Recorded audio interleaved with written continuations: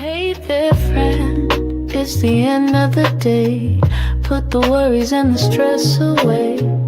Light a candle, grab your drink, let's slow it down. Take time to think, it's wind down time. Do what feels right. Read a little book or journal by candlelight. Sip some wine or tea or just breathe deep.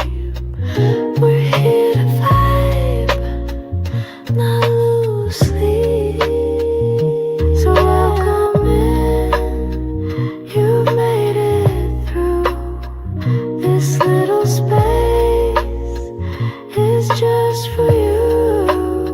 Whatever you need, you're not alone.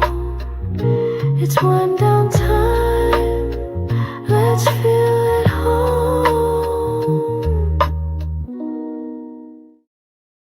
Hello. Welcome to Wind Down Wednesday. It looks really dark because I forgot to turn on my lights. 1 second. Also, let me know if you guys can hear me. But yeah, I just realized that I did not set my lights up.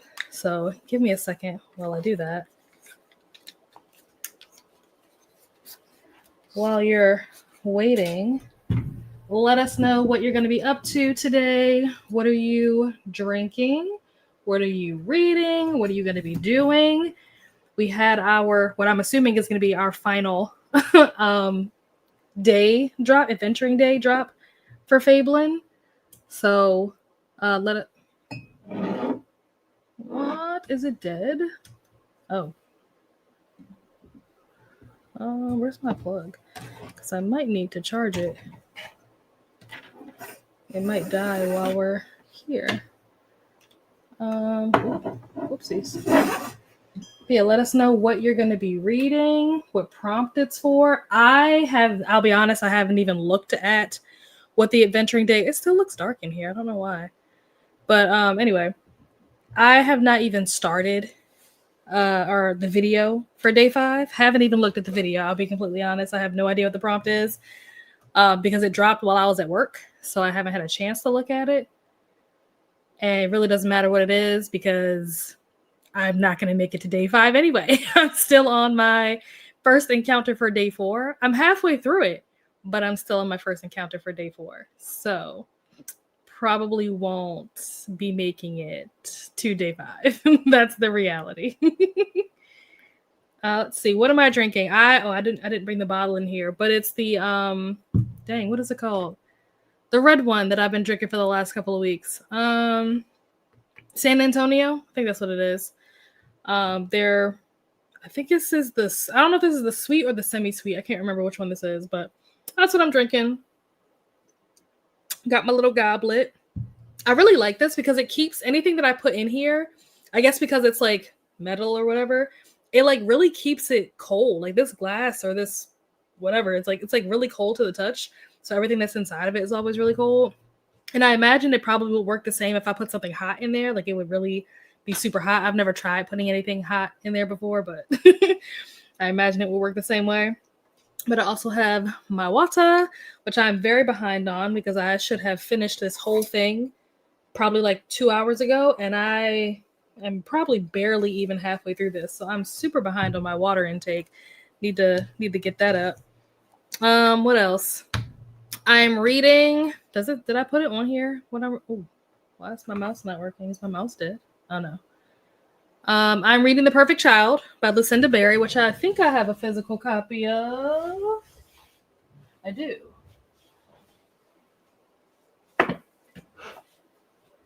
It is here. Ooh, this book is chunkier than I thought it was going to be. How many pages is this book? Oh, it's actually not that long.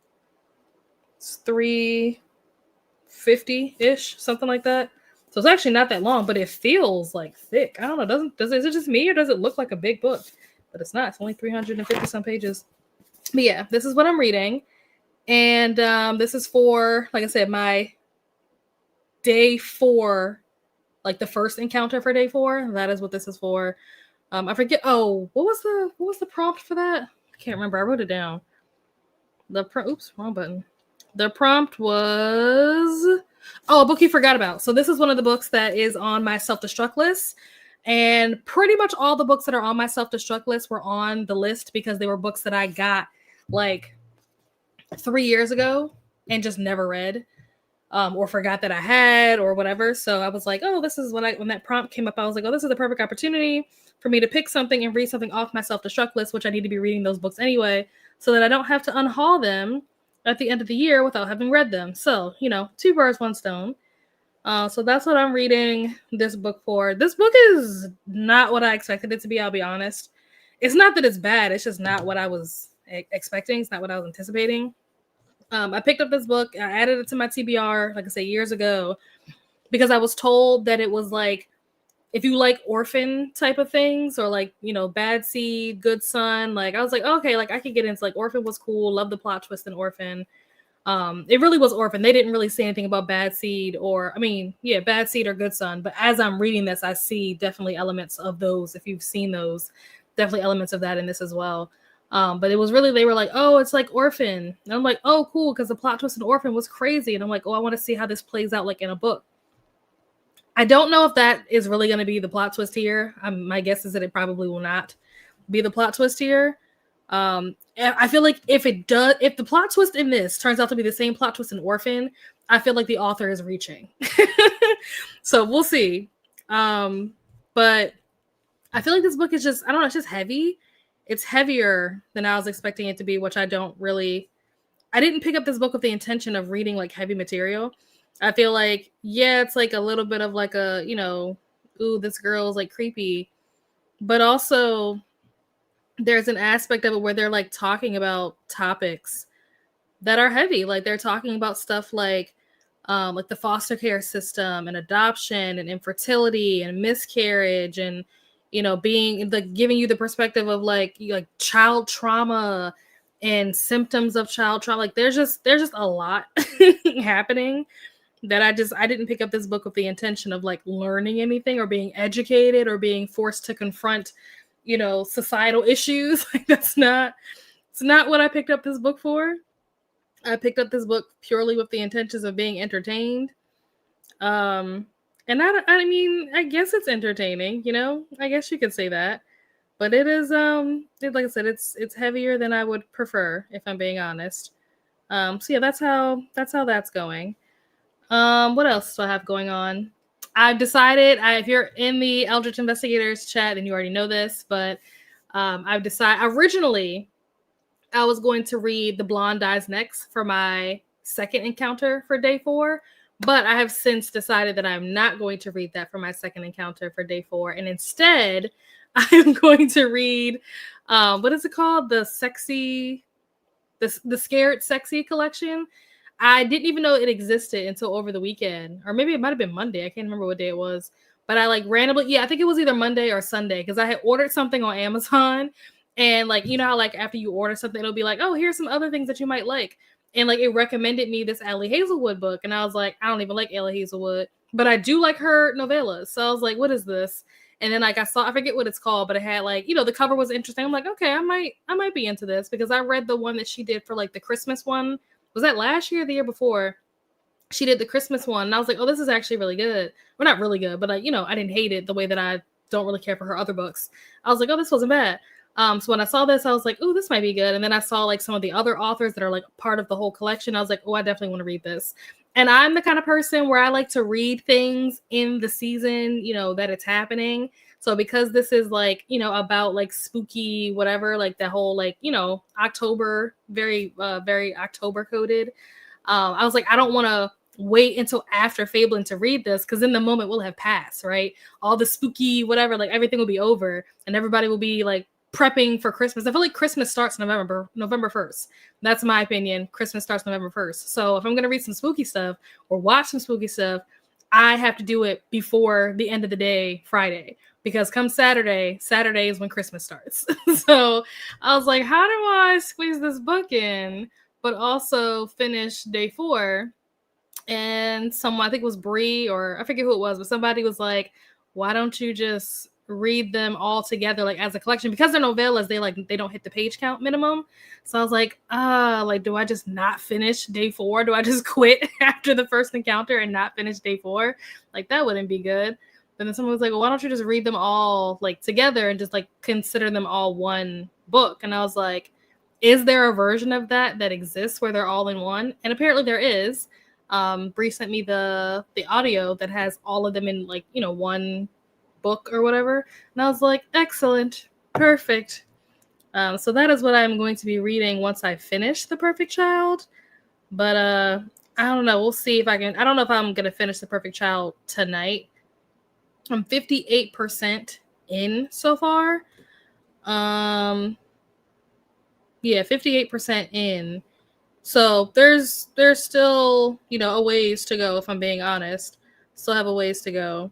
And this book is, like I said, it's heavy. So I've kind of been like trying to pace myself a little bit in terms of like how much I'm reading, per day, so that I'm not like overwhelming myself with all of this stuff. So yeah, my goal is to probably get to like at least the 75% mark. If I can get to at least 75%, then I'll be okay. And then I know that I only have 25% more to get through by the end of the day tomorrow. And then I have all day Friday, which is actually Halloween, to read the Scared Sexy collection, which I don't know if I'll get through all of it by the end of the day Friday, but I can at least get through a couple of them.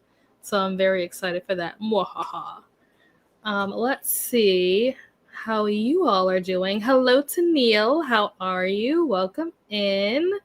Excellent. Thank you. Thank you. Thank you. Thank you. I'm not sure if you were talking about when it was like super blue. That wasn't on purpose. That's just because I forgot to turn my lights on. Hello, Glenda. How are you? Welcome in. Hello, Cece. How are you? Paco's at work. How's work going? Working on The Impossible Fortune. Oh, you know what else I forgot to do? I forgot to open up my spreadsheet. So let's do that.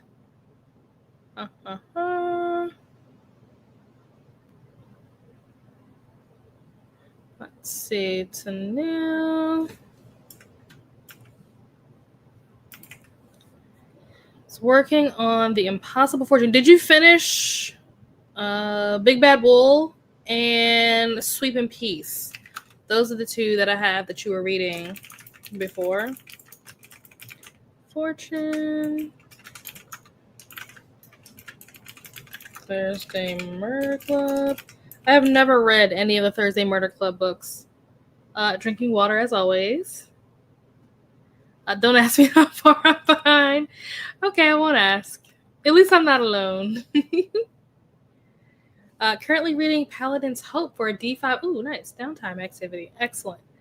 Speaking of D5, because that made me think of D20, and then Dimension 20, which has become my new obsession thanks to Margaret. I have been using so much restraint, like the last week, I'm gonna say week and a half, because I want to buy dice so bad, but I know that I have no reason to buy dice, but I just want them. Do you guys ever have that problem where you want something that you know you absolutely don't need, but you just want it anyway? That's me right now with dice. Cece, did you finish Into the Riverlands? Let us know. Paladins. Something is in my eye. I can't see very well. Paladins Hope. Excellent. Thankfully, my in-progress book fits, nice, from day 5 for multiple prompts, so I just need to pick at least one to finish. Awesome, awesome. I need to actually look at the video to find out what the freaking prompts even are, because I have no idea. Oh, and we have a guest. Hello. Oh, let's try that again. There we go. Welcome in. How are you? Good. How are you? Good. Does Ari have her hoodie on? She does. She's out playing with her friend right now. So I was like, do not get anything on that hoodie, bro. Brand new ass hoodie. And she was like, it won't be new forever. And I was like, okay, well, can you keep it nice for at least like a month? Please. That's funny. What are you working on today? I I have read a lot today because I had physical therapy this morning, and I always read at physical therapy because what else am I going to do while they're putting the ultrasound? I mean, I don't read the whole time because I do have to like do exercises, but for the first like 20 minutes, I have to just sit there while they put the ultrasound on my shoulder. I don't really know what that's supposed to do. She said it's supposed to like help the muscle or something. I don't know. I'm not a doctor. But I did read a lot today, so I'm probably just gonna sit here and watch Grace and try to finish this diamond painting that I've been working on for like a month. Nice. Excellent. What were you reading earlier? I have been reading, what is it called? Unbound. It's the third book in the oh my god, what is it called?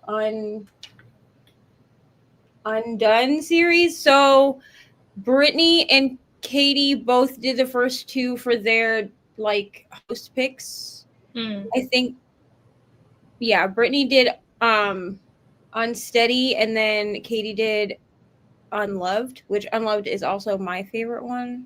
Oh, nice. But it's like the arc of the third one. So we were all reading that together. I'm on like chapter 12. I'm a little bit ahead of everybody, so which that's a first, truthfully. But yeah, I just don't really feel like reading with my eyeballs, so I could listen to an audiobook, but inevitably I will start an audiobook, and now that everybody's home for the evening, someone will come up here and need something, and then I'll be annoyed that I tried to listen to an audiobook. Makes sense. Hello, Lily. Hello to Paco, Cece, Tania, and Lily. Hello to Glenda. Hello, Ren. Poppy gonna say hi before bed, letting you know I finally finished. Yes! I'm so glad that you loved it. I need to read this book.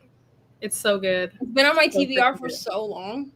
It's always my host favorite because I'm just like, everybody needs to read this book. It's so good.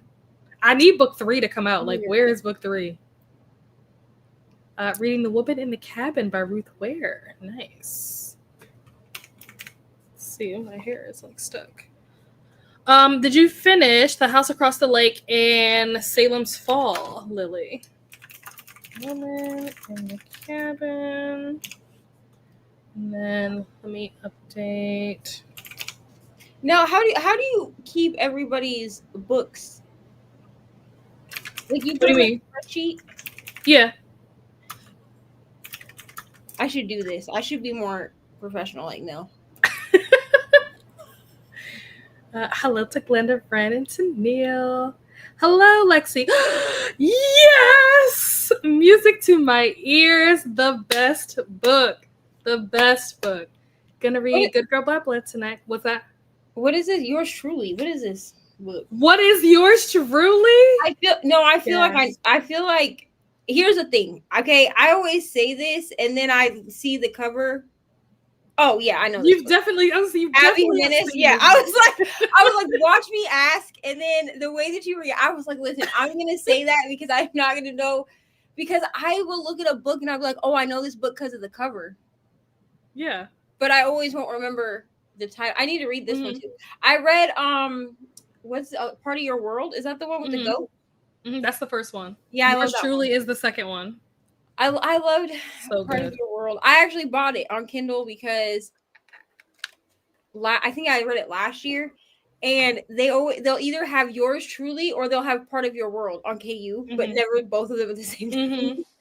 And I was like, well, can I just read Yours Truly? And so many people were like, you have to read Part of Your World first. So I was like, you don't have to read Part of Your World first. Because when I read them, I didn't know they were connected. So I started with Yours Truly because I didn't know anything about Part of Your World. Got you. Yeah, I did like Part of Your World though. I need to read Yours Truly. I do need to read it. I do like Abby Jimenez, I think, because I have also read I think she was part of the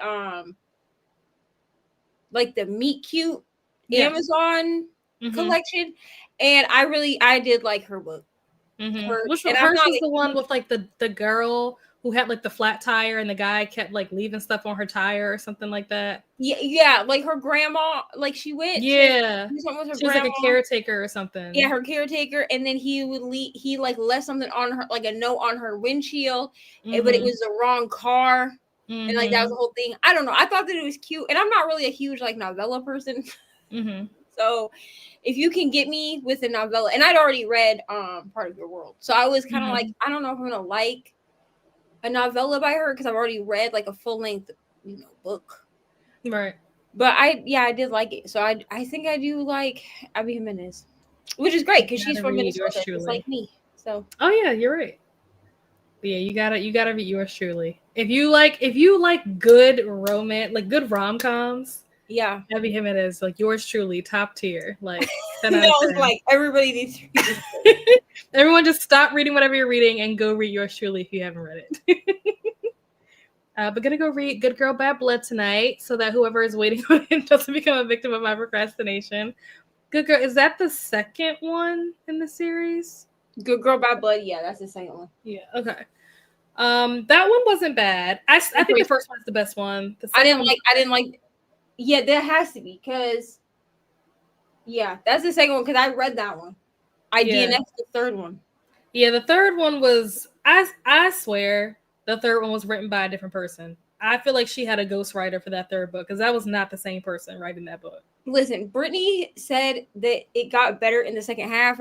I didn't even make it to the second half. I made it 25 pages in, and then I was so pissed because like it angered me so much the way that things seemed to just like fall apart that I closed it, and then I had to stand at Ari's bus stop for 20 minutes with no book because I didn't bring my Kindle. Like I brought like the physical book. And I knew that I didn't have time to like run back to the house to get my Kindle or a new book and then come back out. So I had to just stand at the bus stop for 20 minutes and think about it. Yeah, I think to say that it got better in the second half, define better. That would be my question to Brittany. Define better. I think I was just mad because it seemed like all of the development that we got was gone. And I was like, what was the point? You know what I mean? Yeah, exactly. That's so all. I'm not going to diss anybody who like the third one. I still have the third one on my shelf because I'm not willing to like get rid of that one. Like I need to have the whole series, but I do read the book as a duology. I'm not gonna lie to y'all. I read the series. I think that's the right way to do it. I think that you should read the first two as a duology, and then you can read the third one as a standalone and just change all the character names because the characters, they're like the names are the same, but like I swear they're different people. Like like you said, all the character development that we got, all the this great arc that we've seen in the first two books, all of that just completely goes out the window in the third book, and I'm like, who are these people? I feel like what we got was like we got the duology that made sense together. Because even like the little, I mean, I know not everybody liked the novella. I really didn't mind it, but the little novella, I thought it was cute. Pretty cool novella, like that also fit with like the rest of the thing, right? Yeah. And then we get the third book, and I was just like, was she trying to start like a new, like was she thinking about a new series when she wrote this? Because it doesn't feel connected. I agree. I feel like she wrote this book that was supposed to be a completely different like story, like different series. But maybe like her publisher or whatever was like, no, we need a third book for this series. So then she just changed all the names to Pip and, whoever else. And I'm just like, this isn't the same. These aren't the same characters. Yeah. You think you tricked me with the names. But because I liked her other one, 5 Survive. I like that book. I do have the Rachel reappearance of Rachel. Oh, I haven't read that one yet. I have that one. I need to read it. It's on my TBR for the month, I think. Might not be. I don't know. Either that's what I'm currently reading. I don't remember, girl. My brain is gone. Okay. But I do have the Rachel Price one, and then I want to get her newest one, the adult one. Oh, I forgot about that. I don't even know what that's called. The adult thriller. I do want to get that. Every time I go to Walmart, I see it in my face. I need to hear some people talk about it first before I decide if I'm gonna read it. I haven't heard anybody talk about it. They read it for Brittany and Kelsey's book club. I think. Did they like it? I think Brittany said she didn't like the audiobook, but I don't remember her not liking the actual like story. I think she liked the story, but she said the audiobook was kind of bad. Interesting. Okay. Okay. I don't really listen to thrillers as audiobooks anyway. So. Glenda's reading 2 books, Blood Slave And Deja Brew. Oh, I like that. That's a cute title. Right? That's a really cute title. Deja Brew. I love that. You ever like see something and you're just like, dang, how come I can't be that creative? Like that's how I feel, like Deja Brew. How come I never thought of that? Like that's genius. I love that. Right. I feel like it's always the cozy mystery titles that are like that. Blood Slaves and Deja Brew. Nice. Also, I don't think that did I update Lexi's thing? I did not.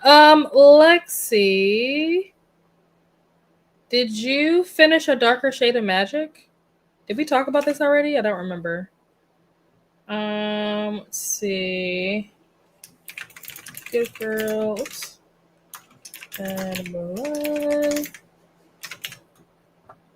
Hello to Lexi. Hello to Glenda. Hello to Lily. Just got approval for the arc. Oh, nice. Is that I can't think of what her name is. The one that wrote A Cruel Thirst. Is that her book? I feel like I remember her talking about this, and like it might have been in y'all's author talk that you did with her, Paco. Hello, Bree. In between, and also Paco, is this what you're going to be reading, or are you just telling us that you got the arc for it? In between books, not sure what I'll be reading tonight. Okay. Let us know once you decide. Hello, Mel. How are you? Welcome in. Hello to Mel. Hello to Lily. Hello to Bree, Lily, and Mel. Hot for Slay was really good in the Scared Sexy series. Haven't gotten to the rest yet, but I gave that one 4 stars. Ooh, good to know. I need to do the Scared Sexy series. I gotta do that I want to read it because I do want to read them, but I feel like I need to read them before, I get into the Christmas vibe. And here's literally that's what I said earlier. You are saying exactly what I said. I was just talking about this the other day, actually, with my boyfriend, because I don't think he's really like, he's not a huge like Christmas person. Like he really just does Christmas because of Ari. You know what I'm saying? Like he could live with or without Christmas. You know what I'm saying? Like it's not like it is what it is. But I was like, here's the thing. Because we saw a commercial that was Christmas, and I was like, listen, it's too early for that shit. Okay, we ain't even had trick or treat yet. Like we ain't even had Halloween. Okay, first of all. Second of all, I like to get past my birthday, which my birthday is next week. It's on the 8th, which is but anyway, like I'm sitting here like I just want to get past my birthday, and then we can talk about like Christmas, because the diamond painting event that I do for Christmas starts on the 15th of November. So I'm like, okay, that's fine. You know what I'm saying? And I don't like begrudge anyone or judge anyone who does Christmas before that. Like I know people that are like November 1st is Christmas season. I'm just not like that person. You know what I mean? I'm just not that person. But I do feel like there's a cap on how long like true spooky season goes too. Yep. So like I will let it extend up until the diamond painting event that I do for Christmas starts. But I don't want, like, fall can still be happening until, like, Thanksgiving. You know what I'm saying? But I don't want spooky season still happening. Right. Until Thanksgiving.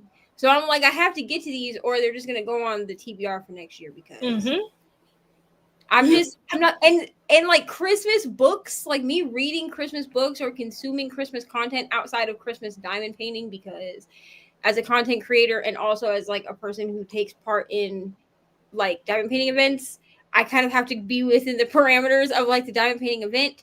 And it takes me a long time to finish diamond painting. Okay. Especially because your girl been buying just big ass diamond paintings. I don't know who she thinks she is, but, like I understand, but like, I'm not going to be like watching Christmas movies and reading Christmas books in November. I'm just not like, I won't start doing that till I'll do it from like December 1st. And then on Christmas, that's it. That's all. Like, there's no, like, yeah, because my partner asked me the other day, he was like, well, what if you don't get these 3 diamond paintings done, the Christmas ones, before like Christmas is over? And I was like, okay, well then they gonna get rolled up and they go like whatever gets done. Otherwise, I'm not taking Christmas paintings into January. I'm not doing that. Yep. I feel that 100%. I literally was saying that at the beginning of the sprint, that we were talking about this in the Eldritch Investigators chat, that I was trying to figure out what to do, because I'm still on the first encounter for day 4. And I was like, can I just skip? I was like, what are the odds, right? That I can skip the second encounter. Just like Margaret would be like, oh yeah, don't worry about it. And I can just like skip it. And that day 5 is going to have a no page count minimum so that I can just read novellas for the rest of the month and I can actually read the Scared Sexy collection. And then I think it was Bree was like, well, why don't you just read them all like together as like one book? And I was like, I don't know that they'd exist like that because when I see it on Kindle, they're separate. Yeah. But then we found the audiobook and the audiobook is all of them in one. If you purchase the audiobook for any of the collections, it comes as one thing. Mm-hmm. That's what she told me. Because when I did the Meet Cute collection in February, right? This past February, and I was like, oh, this is perfect. Like I can binge read these. Plus, I think at the time there was a group of us that were doing like a 30 and 30 style challenge. So it's like, oh, this is perfect. Like these are all like lovey-dovey stories. Like I don't really read lovey-dovey like I do read rom-coms, but not like specifically like Valentine's Day ones, right? So like this is perfect, whatever. Well, then I went in because I knew that you could get the individual ebooks and audiobooks, but it also takes up space in my KU, right? So I was like, okay, so I have to clean out my KU enough that I can get these, like, I think there's like 6 books in here because like, that's how you do it. And I was like, I wonder how much it would be to just buy them. I think it's like $10 for all of them. It was like, or something like at retail price, right? Right. They weren't like super expensive. So I was like, I almost bought them. I didn't, but I almost did just because they were all like in this like collection. Like it wasn't, because I was like, I can't justify buying 6 like 52-page books for what? Like no, like but I am thinking about going back in. They are Amazon, so I'm trying to get away from Amazon, but it is what it is. I'm just a girl. I was thinking about just going in and just buying those collections though, because I do like them and they're easy to listen to if I just need something to listen to. Yep. So once Bree told me that, I was like, yes, I can get the audiobook as one thing, count it as a book, and I will just read that for my second encounter for day 4. That way I don't have to like try to like finesse something. Because I'm like, there's no way if I'm still on day 1. I mean, if I'm still on the first encounter and today's the 29th, there's no way that I'm going to get through the second encounter and get through day 5. That's just not happening. I'm also on the first encounter, girl. It's fine. Yeah. I'm like, there's just not enough time. Like, I don't read fast enough, nor do I have the time to be able to do all of that in 2 days. So I was like, how do I just get to? Do I just let go of Fablen and just be like, oh, I'm out of here. Like, I gotta go read Scared Sexy collection. So Bree had the brilliant idea of like, oh, just read that, and I was like, okay. Then I had to look at what the prompts were, and I was like, oh, the prompts was like read a book that was published before 2015, which obviously this wouldn't fit, or read a book with a weapon on the cover, and I was like, tentacles can be a weapon, right? I think so. Yep. So that's how we finessed it. So that will be the next book that I'm reading is the Scared Sexy collection once I finish The Perfect Child. Oh, are you liking that one? I liked it. I like it, but it's heavy. It's heavy. And I was not. Yeah, I was not expecting this. I think because in life, like, other than being an author, like her, big girl job, like her degree is in child psychology. And so I think, I didn't know that. Yeah. So because that's Lucinda Berry, right? Yeah. Yeah. So she's an actual child psychologist. So that makes so much sense. Child psychology degree. And I think she's still actually like a practicing child psychologist, but she uses it in her thrillers. And so it makes her thrillers so like hyper realistic.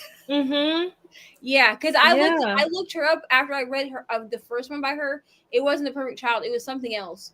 But I read one by her and I was like, God, like this is so like heavy. And the thing was, I didn't know if I would like it because that book, the first one I ever read by her, it had an autistic boy who was being like accused of murder, and it was about like his mother and like whatever, right? And so I as a person who has a neurospicy children, I don't always like it when we make neurospicy children be like murderers or like be the one committing the crime type thing. But I read it and she did it really well, like, and I do credit it honestly to the fact that she has a background in child psychology, so she knew how to like not make it stereotypical. Right. And then I was like, how this woman write this so well? And then I looked her up, and that's how. Yeah, that actually makes a lot of sense, because I was saying earlier, hi Kendra. I was saying earlier, I'm just like, I did not pick this up with the intention of being educated.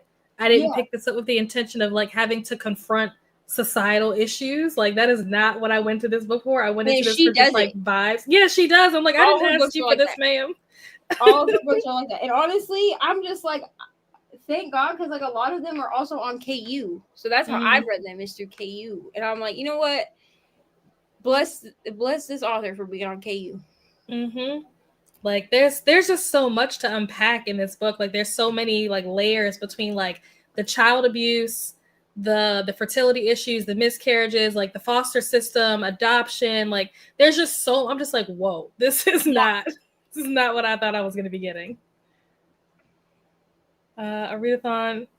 A lot of readathons need dice. See, I haven't participated in any that need dice, but maybe I should, and that'll give me an excuse to buy dice.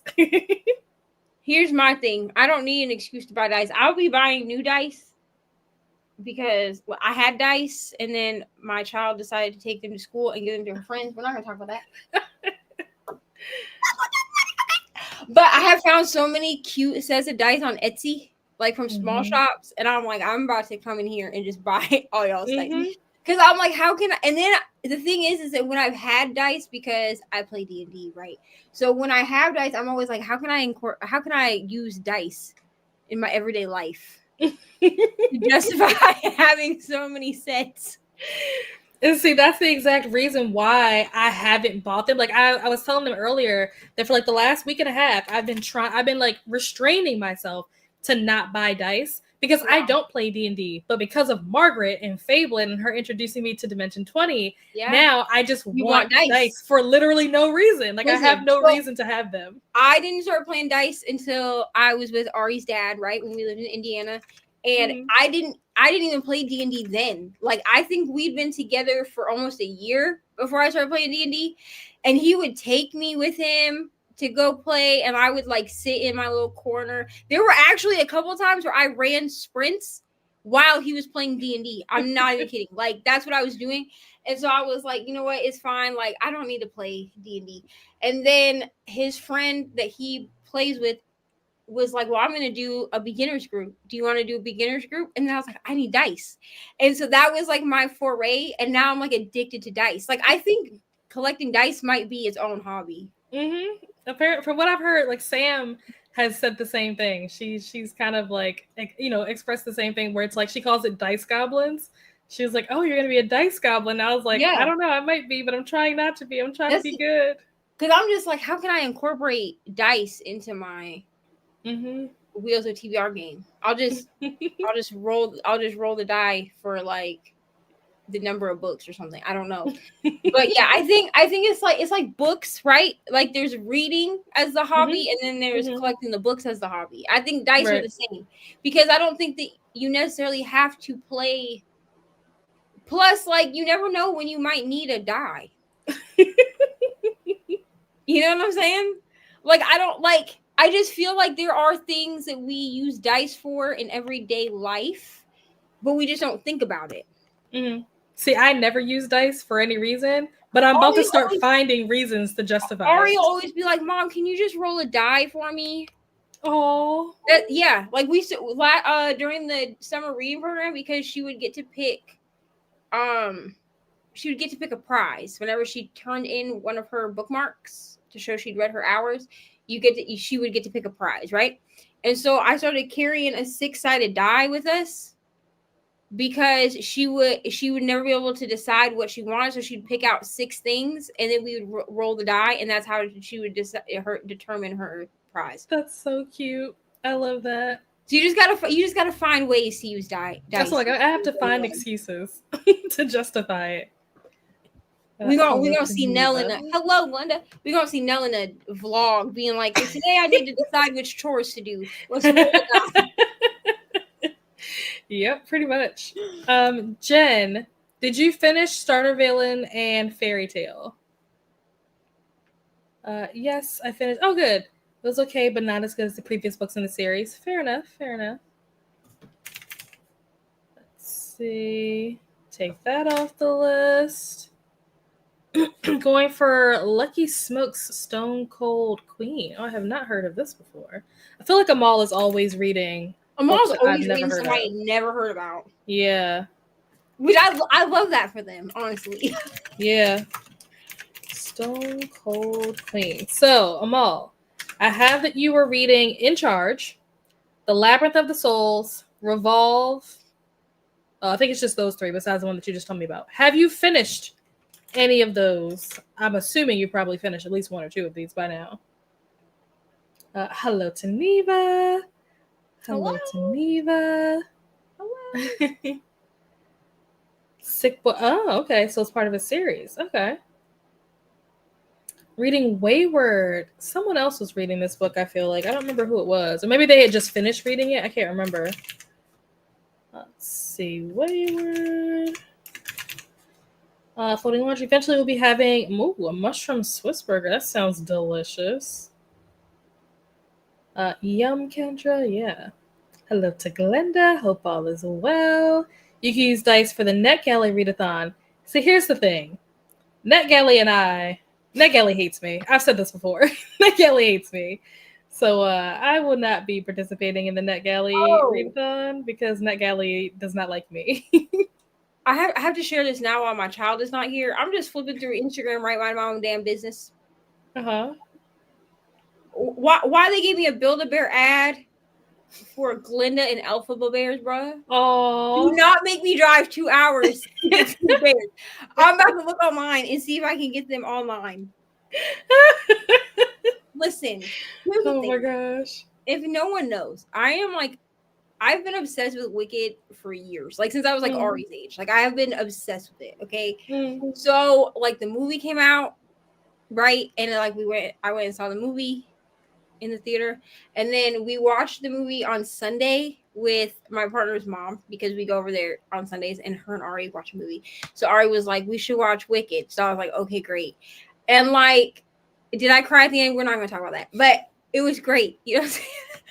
And then I found out that the Hello Cleo, which is they're like Kindle bags. It's like Kindle specific bags. One day on my channel, if y'all want to see it, I guess I could do like a what's in my bag video with my Hello Cleo because it's the only bag that I use because it has a Kindle pocket.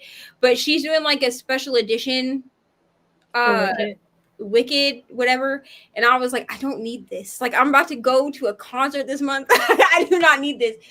And so but like, and everybody's doing Wicked. Like my favorite diamond painting pen company on Etsy, they have like a Wicked pen that's like half green, half pink.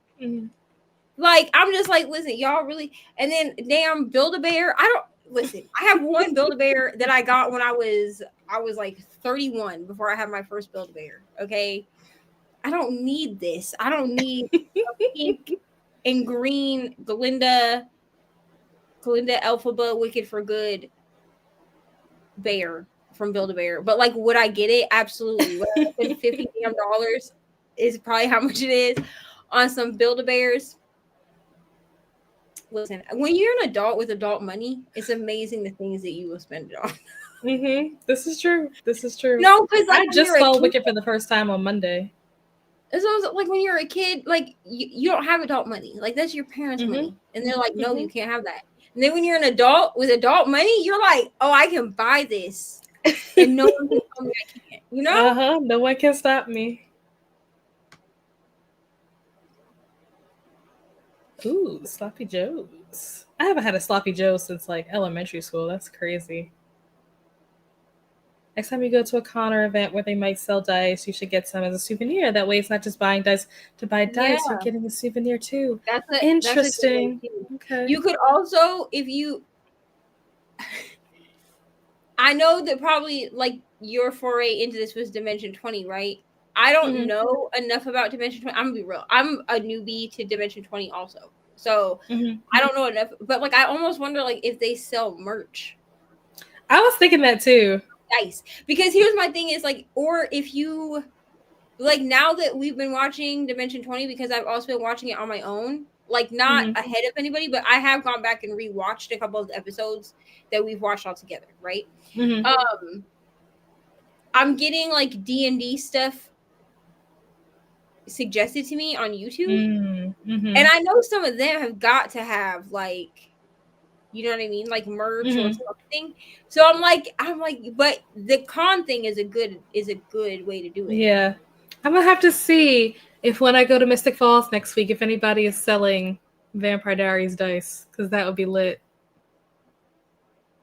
I see. I did finish Salem's Fall. Give it 2 stars. Oh no, really did not like the last half or the ending. Oh no, I'm so sorry.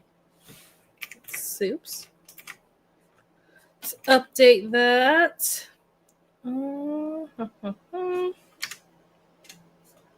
There we go. Get the dice. Use them every time you can't choose an outfit, what book to read, a restaurant. I like this idea. I agree with the chat. Get the dice. Hello, Millie. At 85% of... Ooh, I have been wanting to read Pretty Girls for a while. I hear good things about it. I hear that it's, like, intense, but I've never read anything by Karen Slaughter, but I hear that Pretty Girls is, like, really intense. I've heard that, too. I think Mama Bree from Lock Booktition, I think she liked this book.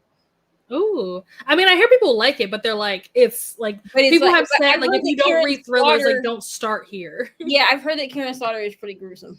Yeah, which makes me want to read it more. Right, I'm like, okay, I read true crime and horror books. Happy Wednesday, Gigi. Just starting The Widow by John Grisham. Ooh, nice. Let's update this. Did you finish Words of Radiance? Because that's what I had that you were reading last time. The Widow.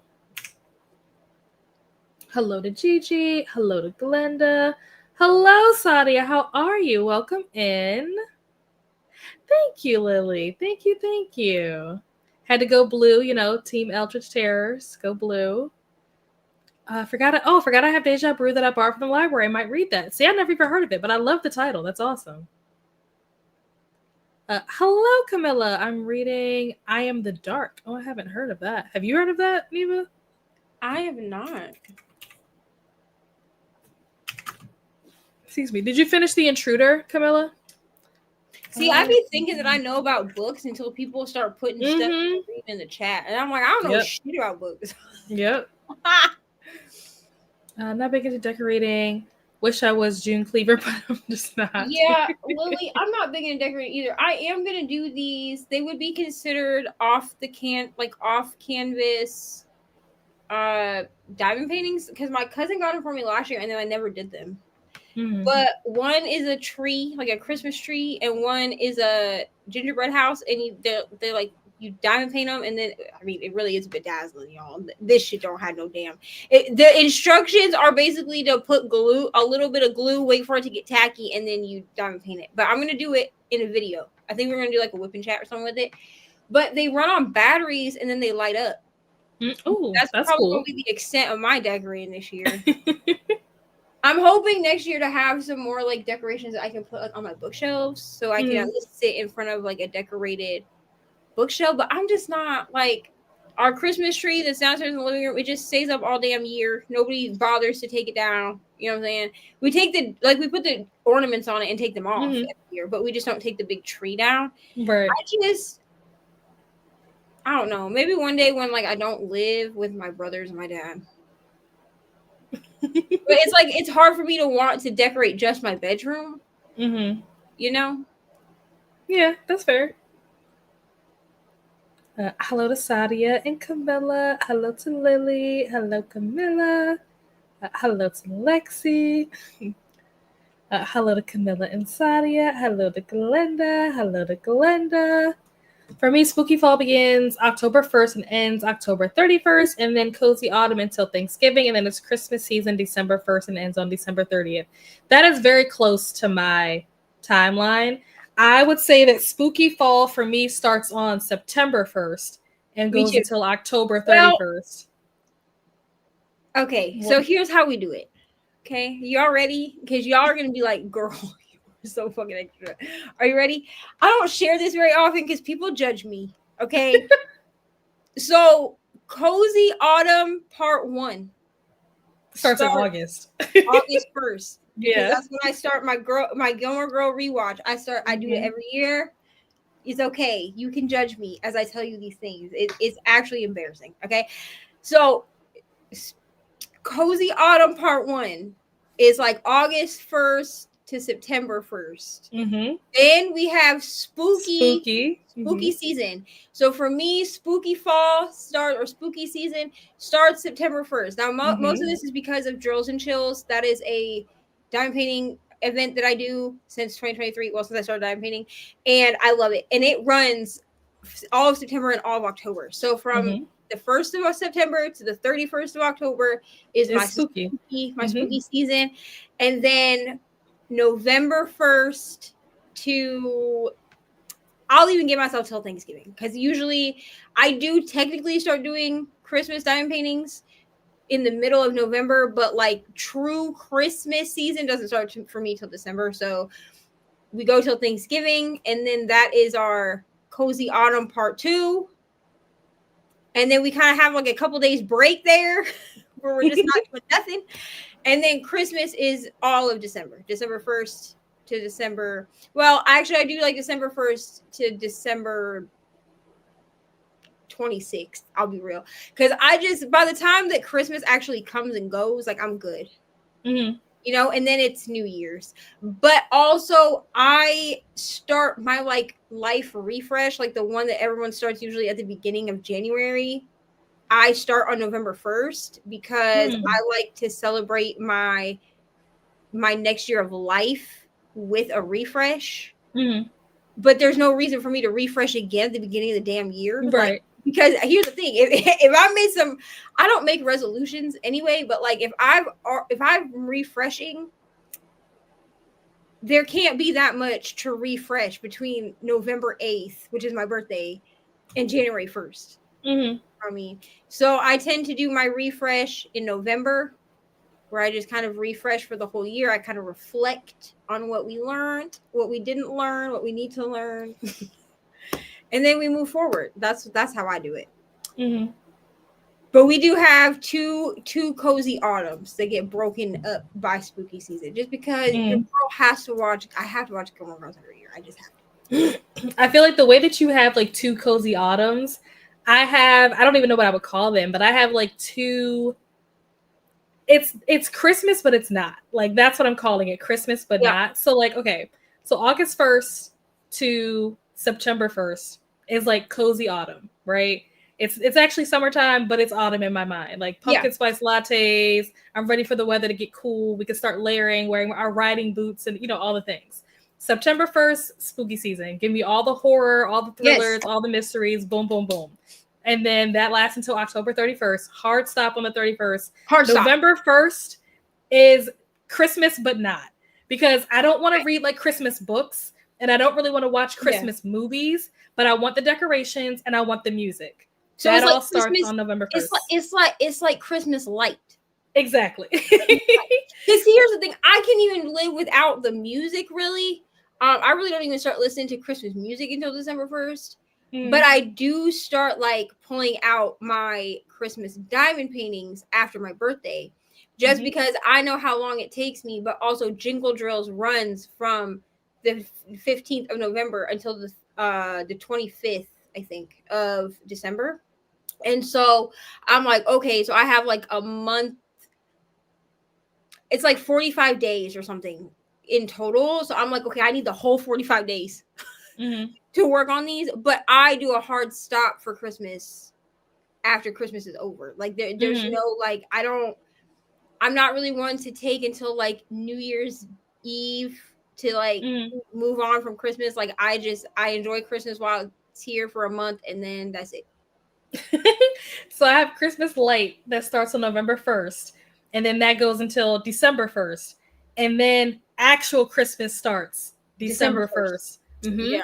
And then that goes up until whatever the Monday is after Christmas, because I have to go back to work. So if Christmas is on a Wednesday, then Christmas lasts until that following Monday. But if Christmas is like on a Saturday, then I'd only get, just that extra day of Sunday. But like whatever that first Monday is after Christmas, that's when Christmas is like over. And it goes back to Christmas Light. So we get Christmas Light Part 2 from whatever that Monday is after Christmas to the end of the year. You still have like the decorations, you're listening to the music. The music is still there, yeah. That's fair. That's fair. I'm never gonna judge nobody for what you want to do that brings you joy. You know what I'm saying? I'm not. I think it's just because like I've always felt like consumerism wise, Christmas is so rushed. And I'm like, okay, but I was born in November, bro. So we can't jump from fucking Halloween to gosh darn Christmas, because then I'm like, okay, so y'all just gonna ignore, okay, cool, that's nice, like whatever. And like, so I've always just really had like a hard rule for myself as an adult that I want to be able to celebrate my birthday without feeling like I also have to celebrate Christmas. Like I don't want to do both things, And I had sisters, like one of my sisters was born on the 19th of December. She really likes Christmas though, so it never, I don't think, bothered her. But then I have a sister that was born on the 23rd of December. And so that's really close. Her, she always felt like all her gifts got like lumped together. Like it was like there was no deciphering. And so when she grew up, she's 21 now. So when she grew up and became an adult, she was like, listen, y'all can get me like smaller birthday gifts, like I understand, but she's also smaller Christmas gifts, because she's always said like I'd prefer to have like the bigger gifts for my birthday. So she's like, so even if you buy me something extravagant for my birthday, like one of my brothers bought her a crock pot one year for her birthday, and she's like, and then for Christmas though, all he got her was like some little stuff, and she was like, that's totally fine, because she would rather her birthday be acknowledged than for Christmas to be bigger than her birthday. Right. I mean, that makes sense. I respect that. And Tennille, to answer your question, yes, this is one of the reasons why I keep wanting to buy dice, because every time they roll a dice, I want to roll dice. You can do it. I have this 6 sitting right here because I used this for I failed at it, but I've used this for TBR Harvest this year.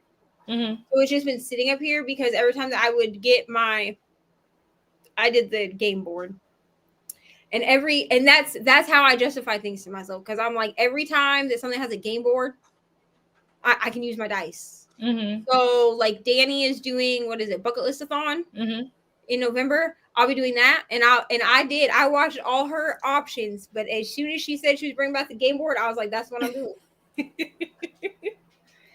We have a couple of other folks who, not this one, I meant to click on this one, who have sons with autism. Oh yeah. This was when we were talking about Lucinda Berry. I do feel like Lucinda Berry does very well with it. I get very skeptical when it comes to thrillers that use either neurodivergence or mental health diagnoses as like their plot device, and I don't feel like Lucinda Berry does that, but I think it's because she understands how not to. But it does open up a big discussion in my brain for like the societal issues that we have. Oh yeah, for sure. You're gonna learn something. You're gonna feel like you Yep. Ooh, reading A Dowry of Blood. Jean, are you liking this one any better? Because yesterday on Patreon Sprints, you said you weren't loving it. You? Did take me to about 50% to really like this book, but I ended up giving it 5 stars, so I did like it. Jean, are you still reading the Dolly Parton? Well, I don't know if it was a biography or a memoir or something. Finished both books. Oh, good. Ooh, Fairy Tale is 4.5. I like nice. Starter Villain. Nice. I gave Starter Villain 5 stars, I'm pretty sure.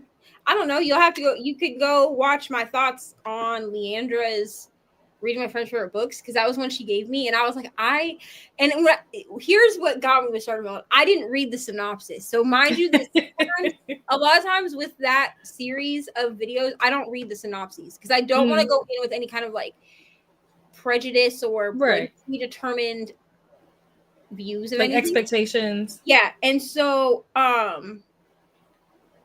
So I remember I went in to read it and I was like, is this supposed to be like true story? But then like I realized that there was a bunch of like there was like robot cats and shit, and I was like, oh, this has got to be sci-fi. And then I went and I read the synopsis and I was like, oh, this is sci-fi, but like the way that it's written, it reads like it's like a true story. And I was so confused when I started it, but I loved it. I gave it 5 stars. It was so good. But I need to read it. It's I on was my so list. confused. I was like, did she give me a nonfiction? Hello to Jean and Jen. Did finish World of Radiance. Oh, okay, 5 stars. Reading Oathbringer in between my normal size books. Woo. Is it Oathbringer? Is that Brandon Sanderson? Can't remember. I want to think it is. Let's see. Oathbringer. I like that she said in between my normal size books. That's funny. 5 stars. Yeah. That's good. I'm glad that you liked it. Christmas starts November 1st. November 1st. Hello, Christina. How are you? Welcome. We have all of our lovely reminders to hydrate, eat, do the laundry, take your meds, stretch, hit the like button, and subscribe and ring the bell so that hopefully you get notified. And I did get a notification today from YouTube when I went live, so it is working today. Hello, Lexi. I love when I post a video and then YouTube is like, a video for you, and it's my video, and I'm like, thank you so much. Like, how did you know? Just got home from work, took a shower, heating up some broccoli cheddar soup and cheesy garlic bread. Ooh, that sounds so good. Hello to Lexi. And we got a sip. And we have reached the end of the comments. So we are going to go into a sprint. Let's see. Which one of these? Let's go there. And click on that. Ooh, I guess I'm going to have to move that. Move this down. There we go. All right, folks. I will see you all back here in an hour. Happy reading or whatever it is you're going to be doing for the next hour.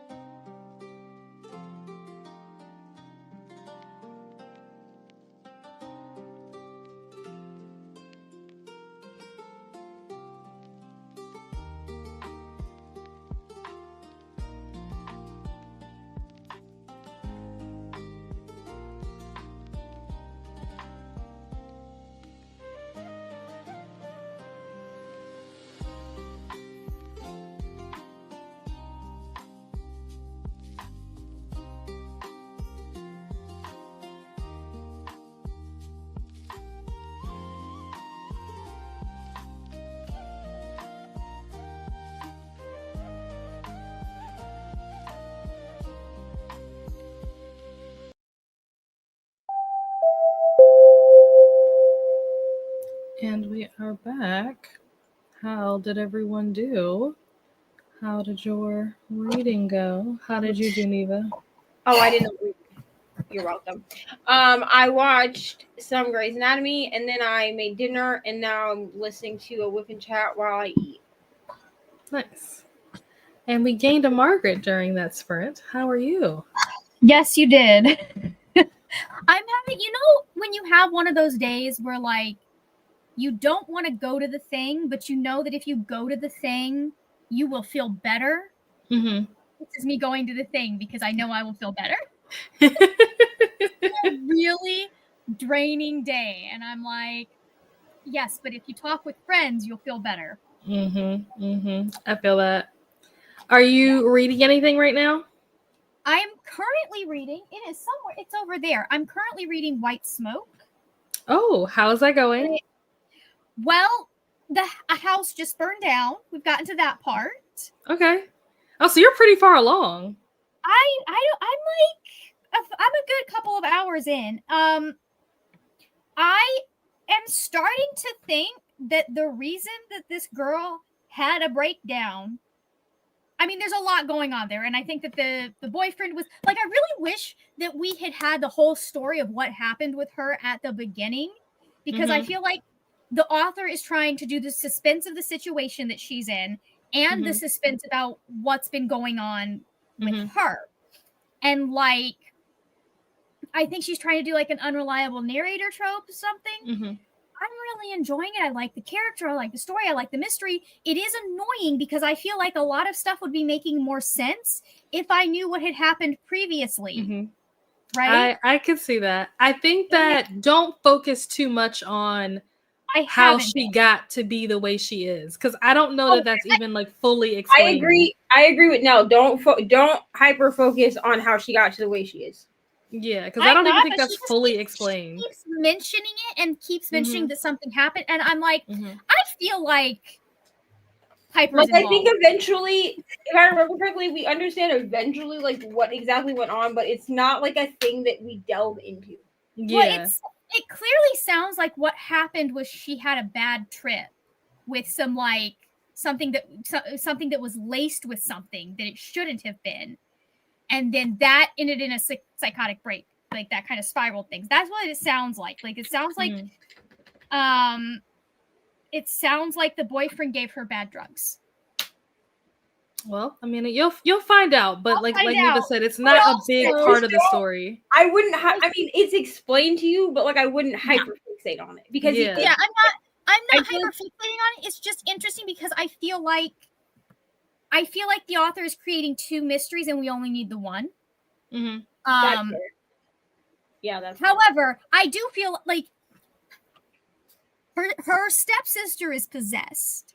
She was possessed before all of this shit happened. And now we got this thing with Miss Sugar. And I'm just like,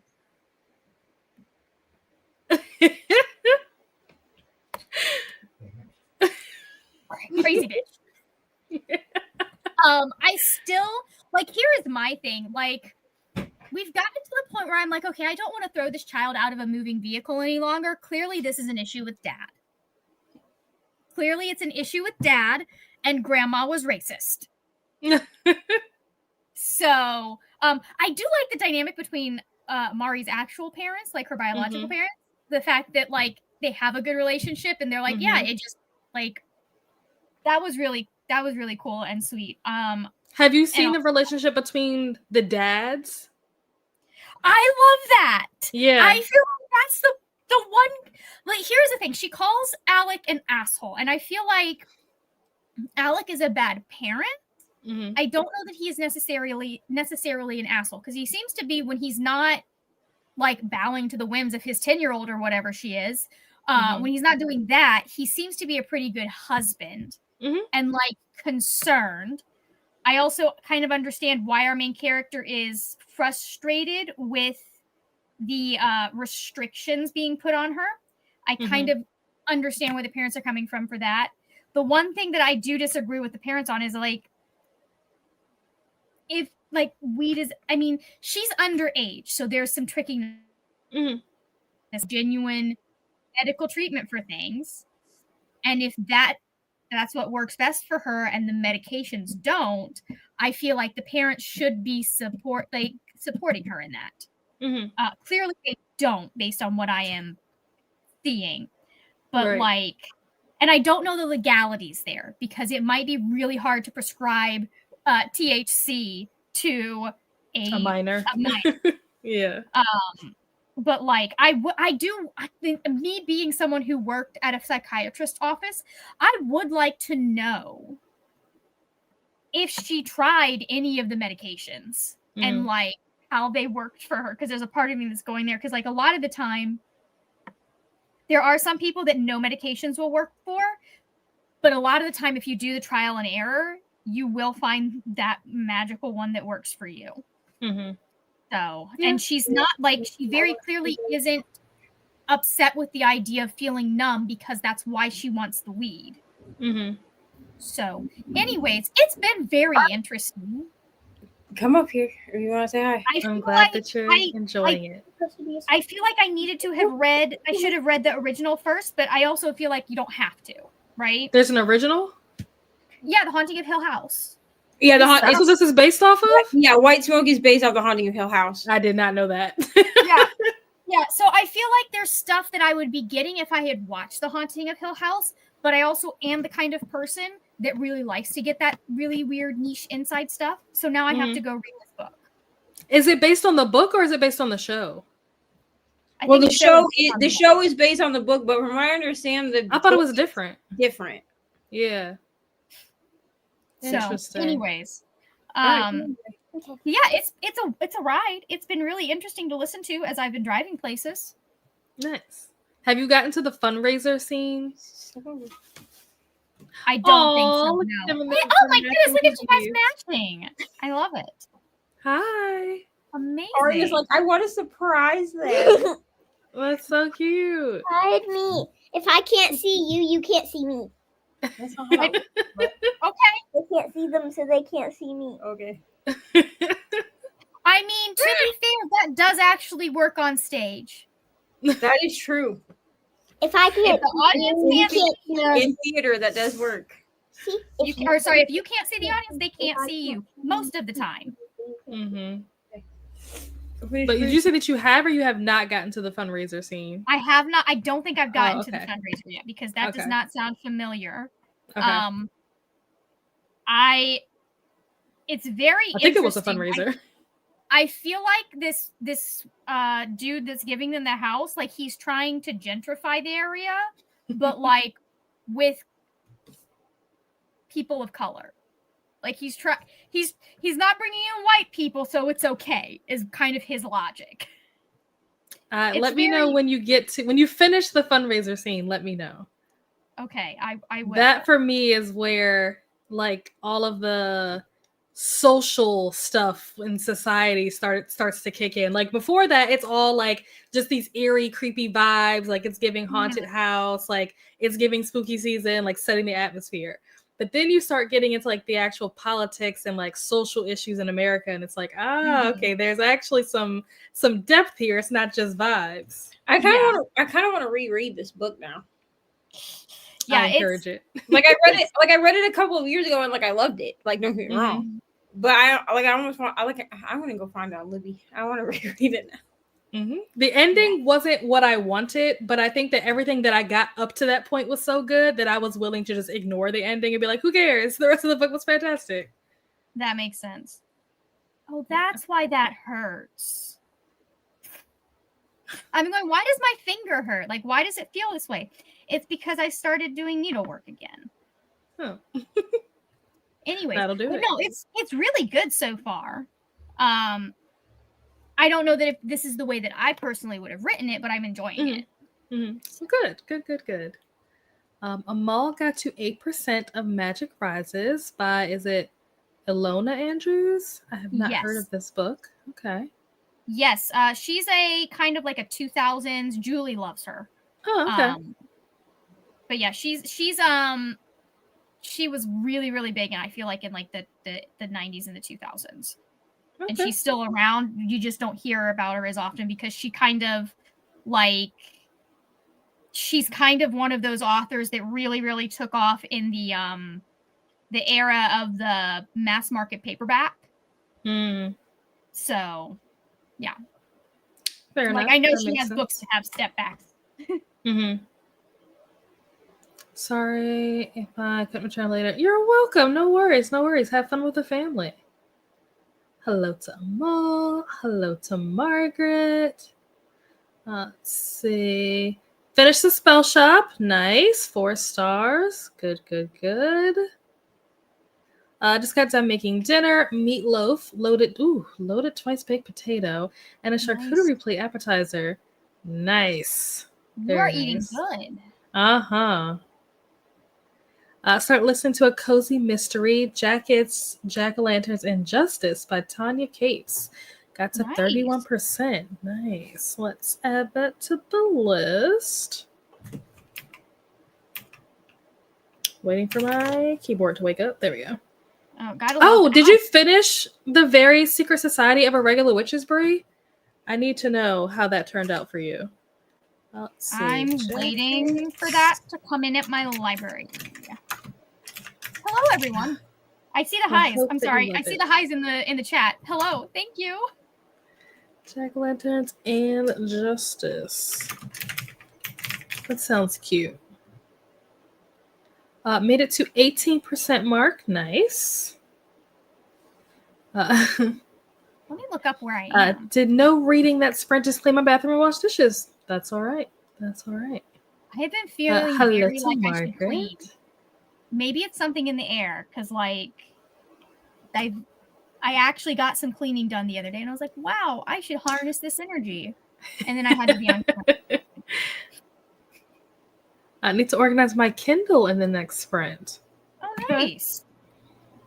I don't think I said what I did during that sprint. I think I was at like 56%, I want to say somewhere like that, 56, 58, something like that. I am now at 74%. So I am rocking and rolling through this book. And the chapter that I just, I said amazing. Oh, the chapter that I just finished, something I'm pretty sure devastating just happened. I'm pretty sure. Like I need to start the next chapter to be like to confirm that what I think happened just happened. But like this book might be too much. Like I don't know. It might be too much. I was not prepared for that. I figured there would be like a chance of it happening. You know how like sometimes authors will like allude to things, make you think that something's going to happen, but then the thing never actually happens. That's what I thought was going to be the case here, where it's like you make us think it, you make us like, clutch our pearls and wonder like, oh no, I hope this doesn't happen. But then it doesn't and everything is fine. But no, I think that shit just happened. And I'm just like, oh my gosh, like what do we do now? So yeah, panic. That's what's happening in my brain. I am at 33%, by the way, now. Nice. That's right. I am 3 hours in, and it's 9 hours. Cool. Tennille said, got distracted for a bit, taste tested the first chapter of The Will of the Many, but then read a bit of The Impossible Fortune. What did you think of the first chapter of The Will of the Many? I haven't read it, but I do want to read it. I hear great things about it. Have either of you read it? I'm 50 pages into it. I started buddy reading it with Danny, immediately got swamped with work stuff. And so it had to go back to the library, and now it's somewhere in this room. Oh, there it is. It's back there. Now it's back there waiting for me to pick it up again. It's a very intriguing first chapter, but you don't really get a lot in that first chapter. I will be fully honest. Like, you just don't. Okay. Oh, good! Brie loved The Very Secret Society of Irregular Witches. Yay! Definitely being added to my faves list. I did kind of guess one twist, but not the other one. Yeah, I think I was the same way. I love when there's a surprise I didn't see coming. Yep. See, meanwhile, I'm like, I want to be right about everything, so I'm going to guess all of it, and I hope I'm right. I want to be mad if I'm wrong, but yeah. Yeah. I think that's why I like thrillers and mysteries so much. Yep. I love them because it's fun trying to guess, and there's just a level of satisfaction that you get when you're right. Truly, there is no greater high, especially when it's something that's hard to guess.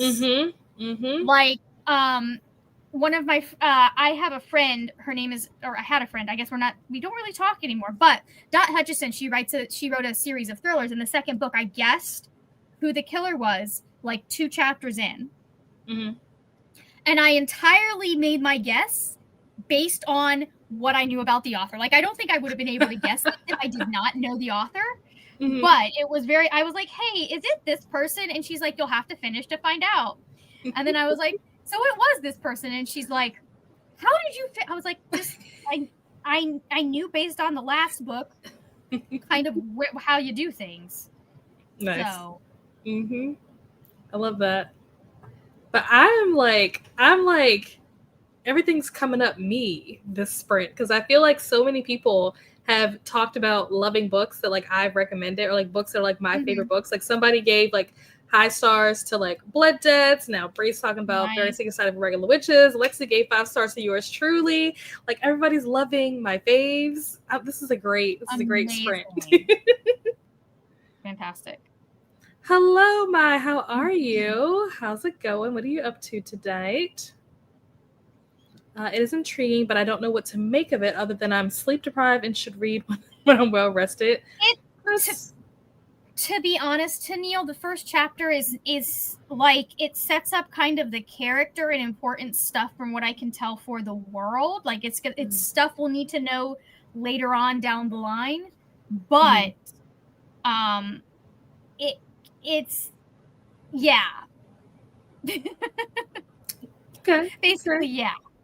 It's not very like representative of really where the story goes. Okay. The ending had Mel's jaw on the floor. Really excited for the sequel coming out next month. Okay. I want to get to it eventually. I don't know when that'll be though. Yeah. Working on The Last Girl Standing. What was that? That was a weird noise. I don't know what that was. Did you guys hear that? I heard a little bit of a reverb. Yeah.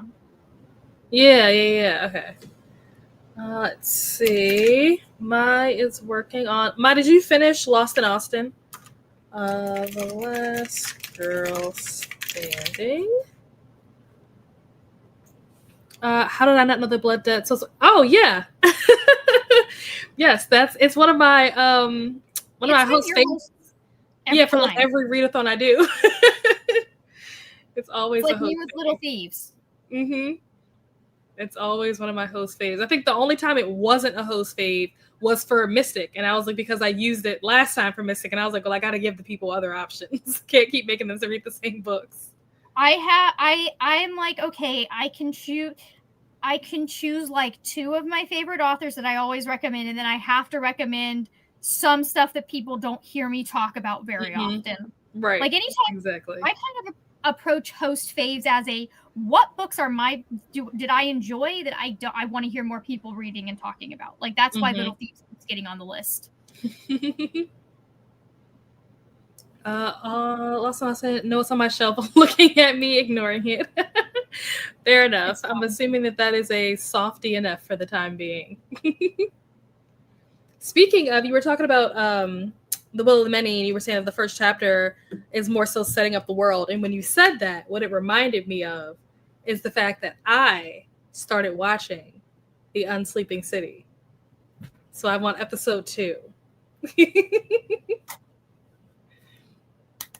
I'm a little bit confused because I had to actually go on like Google and like Google. I'm like, is this a spinoff of something? Because like the way they talk about certain things, it seems like they're talking about like something that happened before. But I think from what I've read, like in Reddit threads and Google and stuff, they just I guess they had like a session where they talked about like their character backstories that they we had didn't a session get to see 0. any of that. Yeah. So I'm like, oh, okay.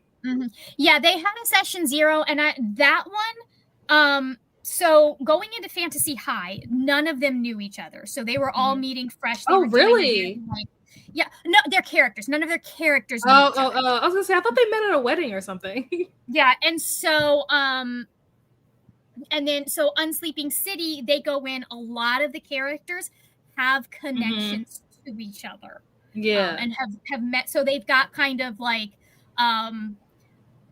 they kind of have like they'll just yes and each other when they're talking about like things that have happened to them in their past, like like, oh yeah, do you remember that one time that didn't, like, you see that happen a lot with them because they're very good at that. One of my favorite things is there's a point where Lou is like greeting the different people in like the Unsleeping City, and which for those that don't know, the Unsleeping City is kind of like you have New York and then you have magical New York. It's almost like a Shadowhunters type situation.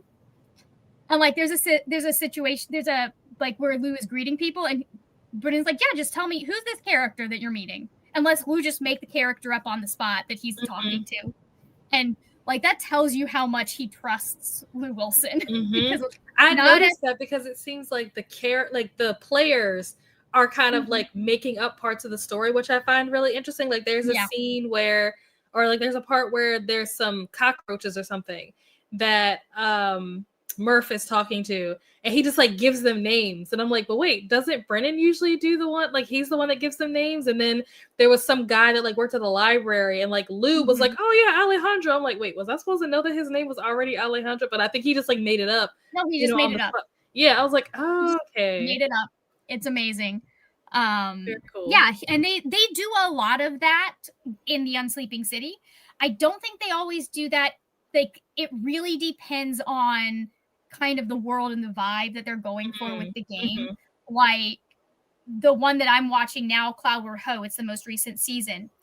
All of the characters, save one, have like, well, I guess two, have like four of the characters have pre-existing relationships. They've been adventuring together before, blah, blah, blah. And then you kind of have Allie and Murph playing like the next generation. But they don't have as they're in an unfamiliar setting to these characters, so they don't have as much of that moment where it's like, hey man, hey. So yeah, it's very fun, like watching all the different dynamics. I love the Unsleeping City. It's so good.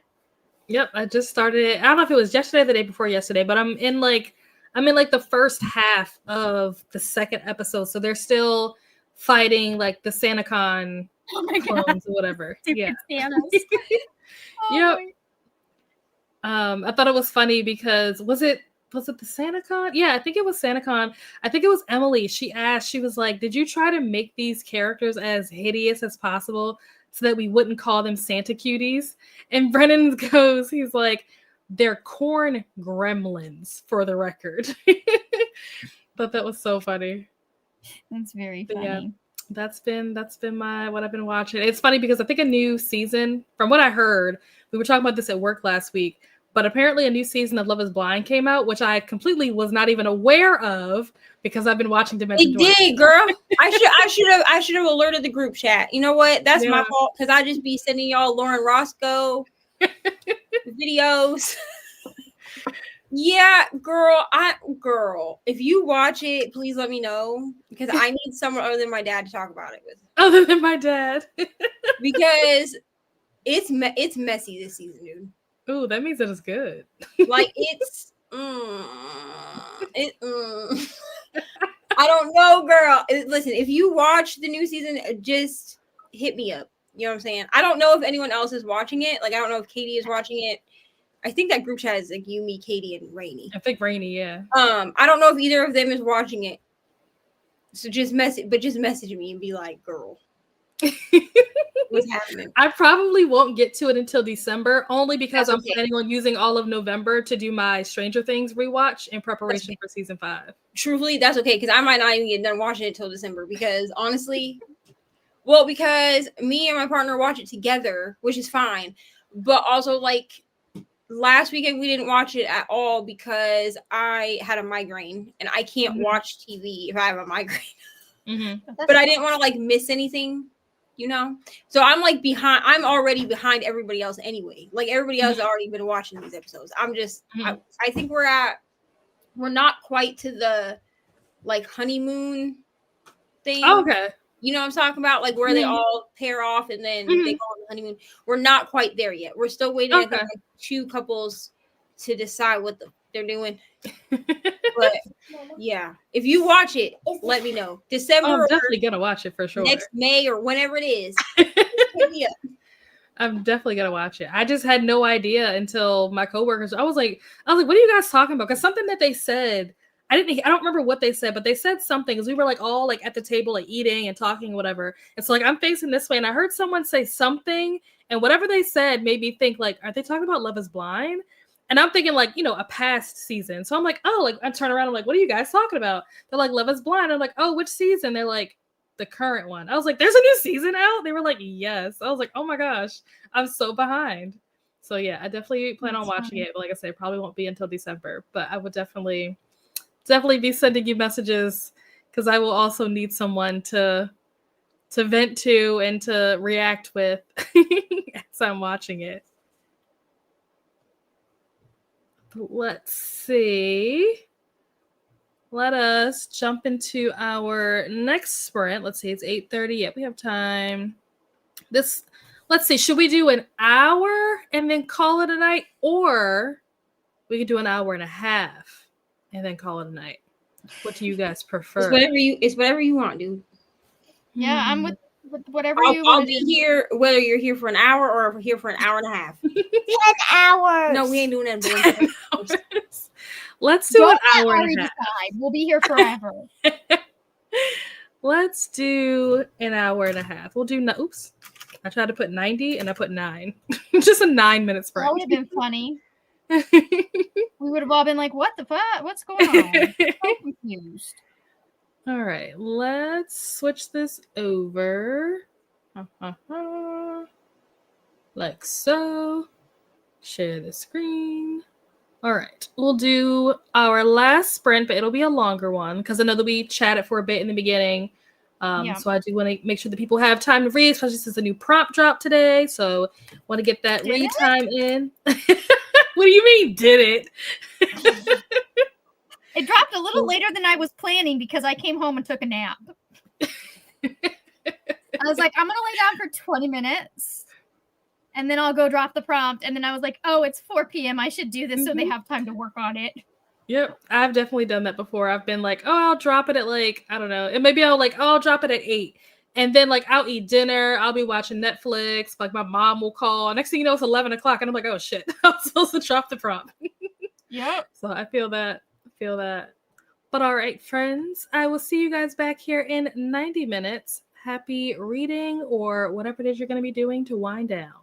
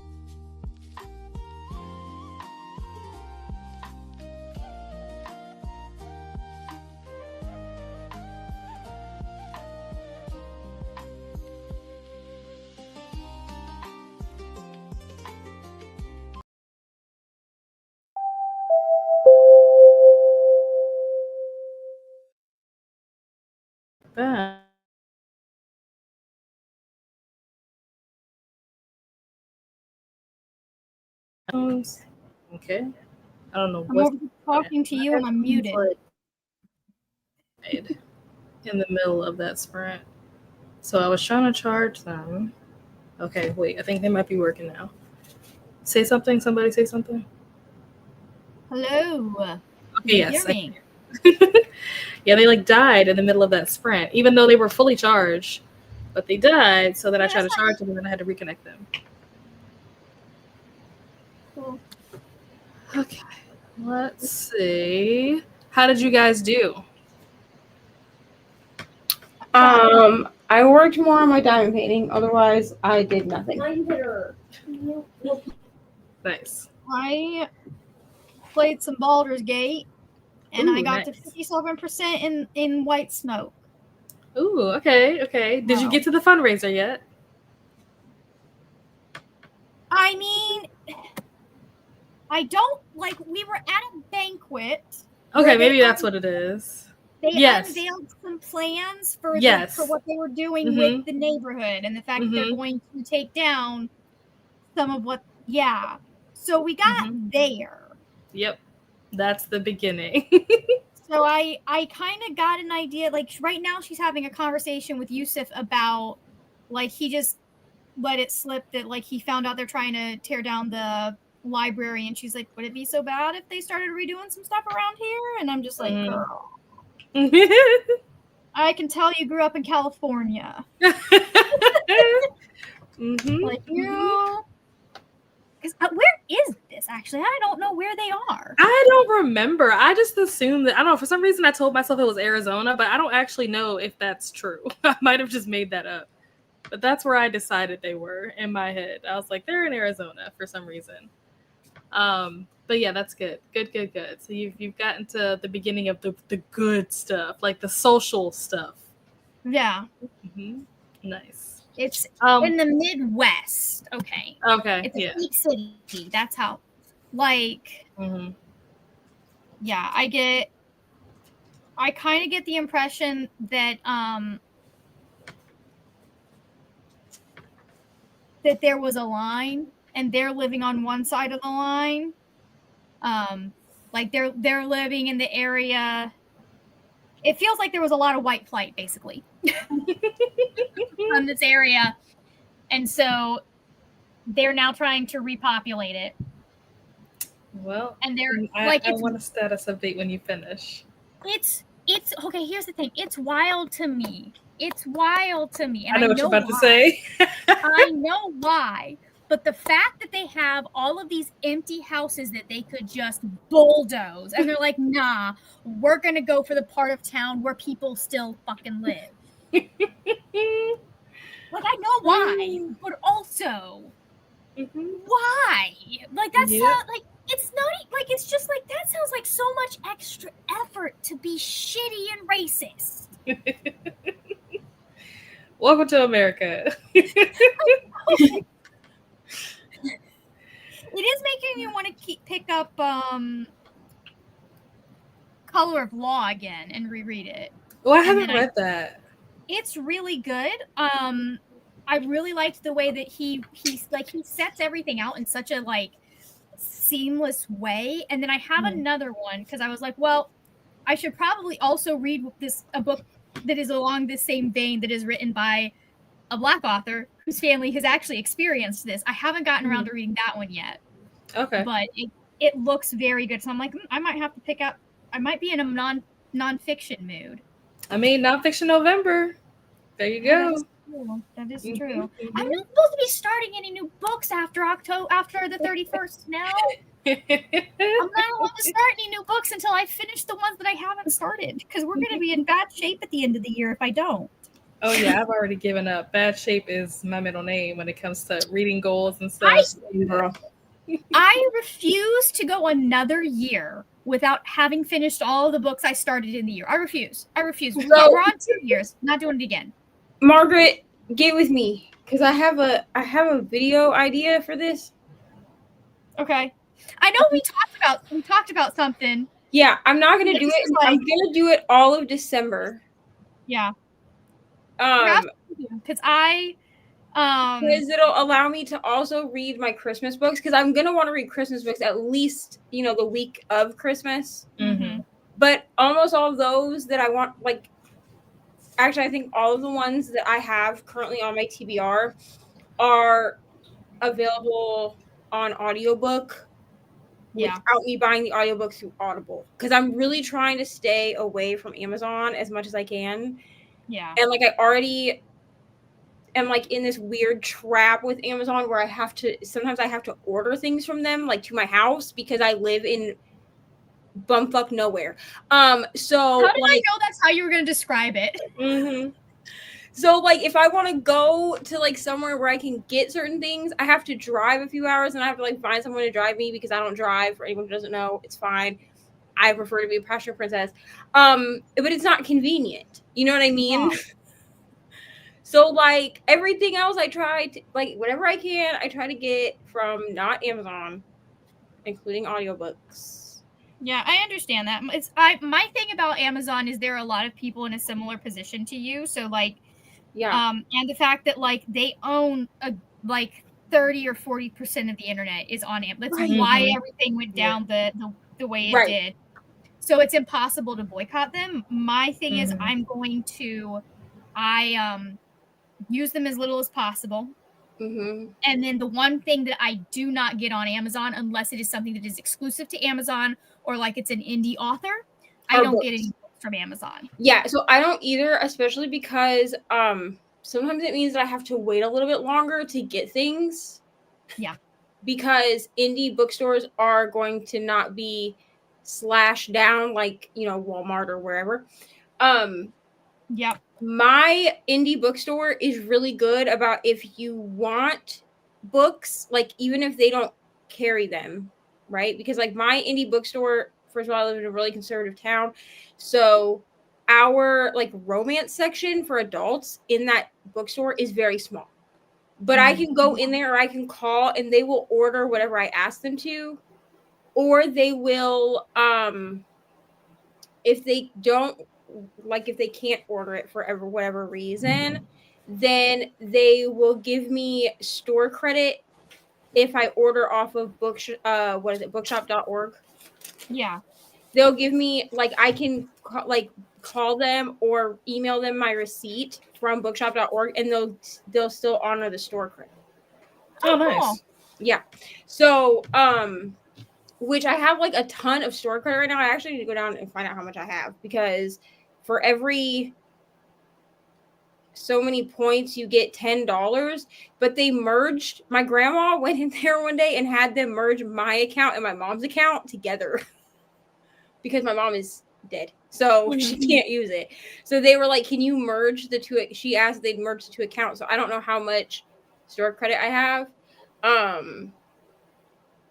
But yeah, I have a concept for this, so I'll message you after. Yeah, I messaged Neva about doing something in November that was like Nothing New November or something like that. Yeah. And then decided promptly that I could not handle doing anything in November. So yeah, well, when she brought this to me, in like April, and I was like, Margaret. No, I brought it to you in September. Okay, but I remember I was like, well, are you doing Fablen? And she was like, well, yeah, and I was like, okay, You're already a host for Fablen. I was like, let's revisit this. Well, yes, but doesn't even remember anything. Absolutely not. So I was like, we'll revisit this during Fablen, and then she never said anything to me about it. So I was like, she doesn't want to do this. Yeah, I've been thinking about it, and I'm like, this is not anything that's going to happen this year. I am bringing back the thing is, I'm going to bring back the reading rap challenge because I didn't do it last year. Yeah, but I am going to bring that back, which is just me being stupid at the end of the year. But sometimes it gets people to check out my channel, so why not? Dude, whatever we need to do to get. Listen, I'm about to make a complete ass of myself trying to do these. Listen, I will send y'all a picture of what these diamond painting like things are, because they're just one looks like a Christmas tree and one looks like a gingerbread house, and you just put the diamonds on it with glue, like you have glue, and then you put the diamonds on it. Okay, I'm gonna do one of them in a whip and chat, probably one of the trees, because I have two trees and I only have one gingerbread house. I don't want to mess the gingerbread house up because I think it could actually look really cute. And I'm gonna try to do it on a whipping chat, and I feel like and it's really gonna be like a trial and error. I'm not going to attempt to do this before the whipping chat, so it's just gonna be me, my camera, and whatever happens, happens. I'm not gonna edit it. So like if I make a complete ass of myself, it's okay. And how much of an ass of yourself can you make doing a diamond painting, my friend? Yeah. I mean, so wrong. I spilled entire trays of diamonds before while filming whipping chat.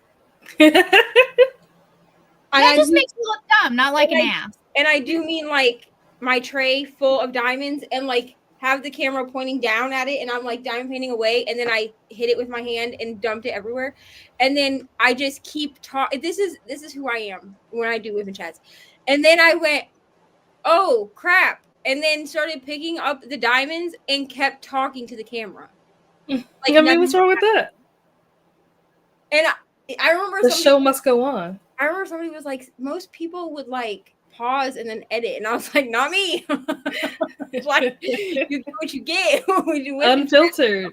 I'm not trying to edit my whipping chats. I'm really not. Like I want them to be more casual. So like in real life, dude, if I spilled an entire tray of diamonds, like that's what you would see. Mm-hmm. Exactly. It's unfiltered, uncut. Let's see. So close to the section being finished. Atia will be sprinting. Thank you, Glenda, for the link. There we go.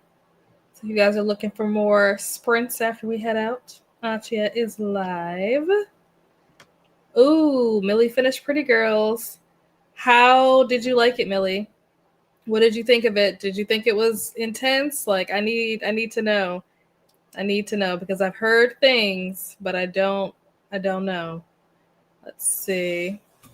I don't even remember if I ever even put it in here. I remember we talked about it. Yeah, I don't think I ever put it in here. But now you're reading Never Whistle. And I feel like I've heard of this book before, but I don't remember why I've heard of this book before. It's Karen Slaughter. Okay. Yeah, and I think it's her Never new Whistle book. at Night is Karen Slaughter too. Yeah. Okay, that makes sense. You've probably heard. I've heard about it a couple of times because people are talking about the fact that they're all reading it. Okay, that makes sense. I'll say I've heard of it, but I don't know why. But that makes sense. Hello, Shannon. How are you? Hello to Shannon. Reading The Day She Disappeared by Sam. Is it Jennifer? I think it's Jennifer. Okay. Okay. Let's see. Shannon, were you reading Never Let You Go? Is that the Ishiguro? I can't think of what the person's name is, but is it that book? Kazuo Ishiguro. Yeah. Is it that book? Let's see. The Day She Disappeared. There we go. Hello to Millie. Hello to Shannon. We had Paula join us for a bit. Swinging by to hug the like button. Thank you so much, Paula. You are probably off to bed now, but have a wonderful night. Sleep well. Oh, Sasha's also sprinting. Thank you, Glenda, for the link. Lots of folks sprinting in case you guys are looking for more sprints once we leave here. Hello to Paula. I never even said what I did during that sprint. I finished The Perfect Child, and I am upset with the way that it ended because it ended. It's not over. Like, is there a part 2? Like, what the heck? How does it just end where it ended? I don't know. Let me look because I do remember that the ending felt incomplete, unfinished. Yeah, like it's like we're in the middle of a case and they're just like the end. Like, wait, what happened? Do they go to jail? Like, what happens? Like, what the freak? Okay, so apparently there's a novella that follows it up called A Welcome Reunion that came out in 2023. Okay. Why? I'm gonna have to look that up. It says there is a sequel to The Perfect Child by Lucinda Berry titled A Welcome Reunion, which is a novella that provides a follow-up to the original story. It was written to address the cliffhanger of The Perfect Child and gives more closure to the characters. I feel like calling it a cliffhanger is generous. Yeah, Because it wasn't a cliffhanger. Yeah, it wasn't really a cliffhanger. It just stopped. I'm just like, okay. I actually need to go read this novella because I didn't know that there even was a follow-up. Mm-hmm. But it felt very incomplete and I think for me the reflection of it was I was like, well, is this supposed to be ambiguous? Because Right. I think what she was trying to do at the ending of The Perfect Child was make it an ambiguous ending. Mm-hmm. And instead what she did was she just left us with no answers. She just drove off with us on the side of the road. Like it wasn't a cliffhanger. We're not like on the edge of a cliff. It's not like a super tense moment. No, but it's just like we're not finished. It's like we got out of the car to check the back tire and she drove off. Like that's yeah. So that's probably why she followed it up with a novella, is because she probably doesn't have enough story to write. I don't feel like that it had such a like you said, it's not really a cliffhanger. So like I don't feel like there's enough story left to like make a whole novel out of it. Yeah. But I mean, now I have to read because I always just charged it up to being ambiguous, which I was like, well, okay, this is kind of a weird way to make it ambiguous. Yeah. But like, maybe if she wasn't, the other books that I've read by her, like, didn't have ambiguous endings. So I think because The Perfect Child was like the third or fourth book by Lucinda Berry I had read, she just didn't know how to do it. Right. I was like, oh, maybe she was trying to be ambiguous and she just doesn't know what the hell she's doing, which is okay. Like, that's okay. But it would make sense that may have been her intent. And then fans were like, hey, guy, we're going to need more book here. What is going on? So I guess I will say that I was a little bit devastated by one of the things that happens towards the end. I definitely did not see that coming. I usually can like, I'm like, oh, this is probably going to happen. Something like this is probably going to happen. But I was not expecting what happened. I was like washing my face when I was listening. I was like, what the hell? What do you mean? I was so caught off guard. Here's the thing. I am not a person who tries to figure out thrillers when I read them. I'll be real. I'm just not that's not how my brain is wired. I'm here for the ride. Now I like to buddy read thrillers with other people because I like to hear other people's theories. But there's a reason that if I ever was into like the like law enforcement crime space as a career, I would be like crime scene investigator or something. Like I would not be the person trying to like find the person. You know what I mean? Because I'm not gonna know. I'm gonna be like, I have no idea. This seems weird. You know what I'm saying? So yeah. So I'm just like a learned skill that they teach. So well, I mean, probably, but I would be like the one, like, I don't know, cleaning up the crime scene, dusting for prints. I don't know, but I would not be a good detective. I'm just saying, I would not. So I never try to put it together, and then I'm always shocked. That's the thing. And 9 times out of 10, I'm shocked at the end of a thriller or like when the twist happens. But then on reflection, I'm like, okay, but you should have seen that coming. But also, I didn't see it coming, so it got a high rating because I didn't see it. Yeah, I did not see. I haven't felt that way. It's been a minute since I felt the way that I felt when that happened.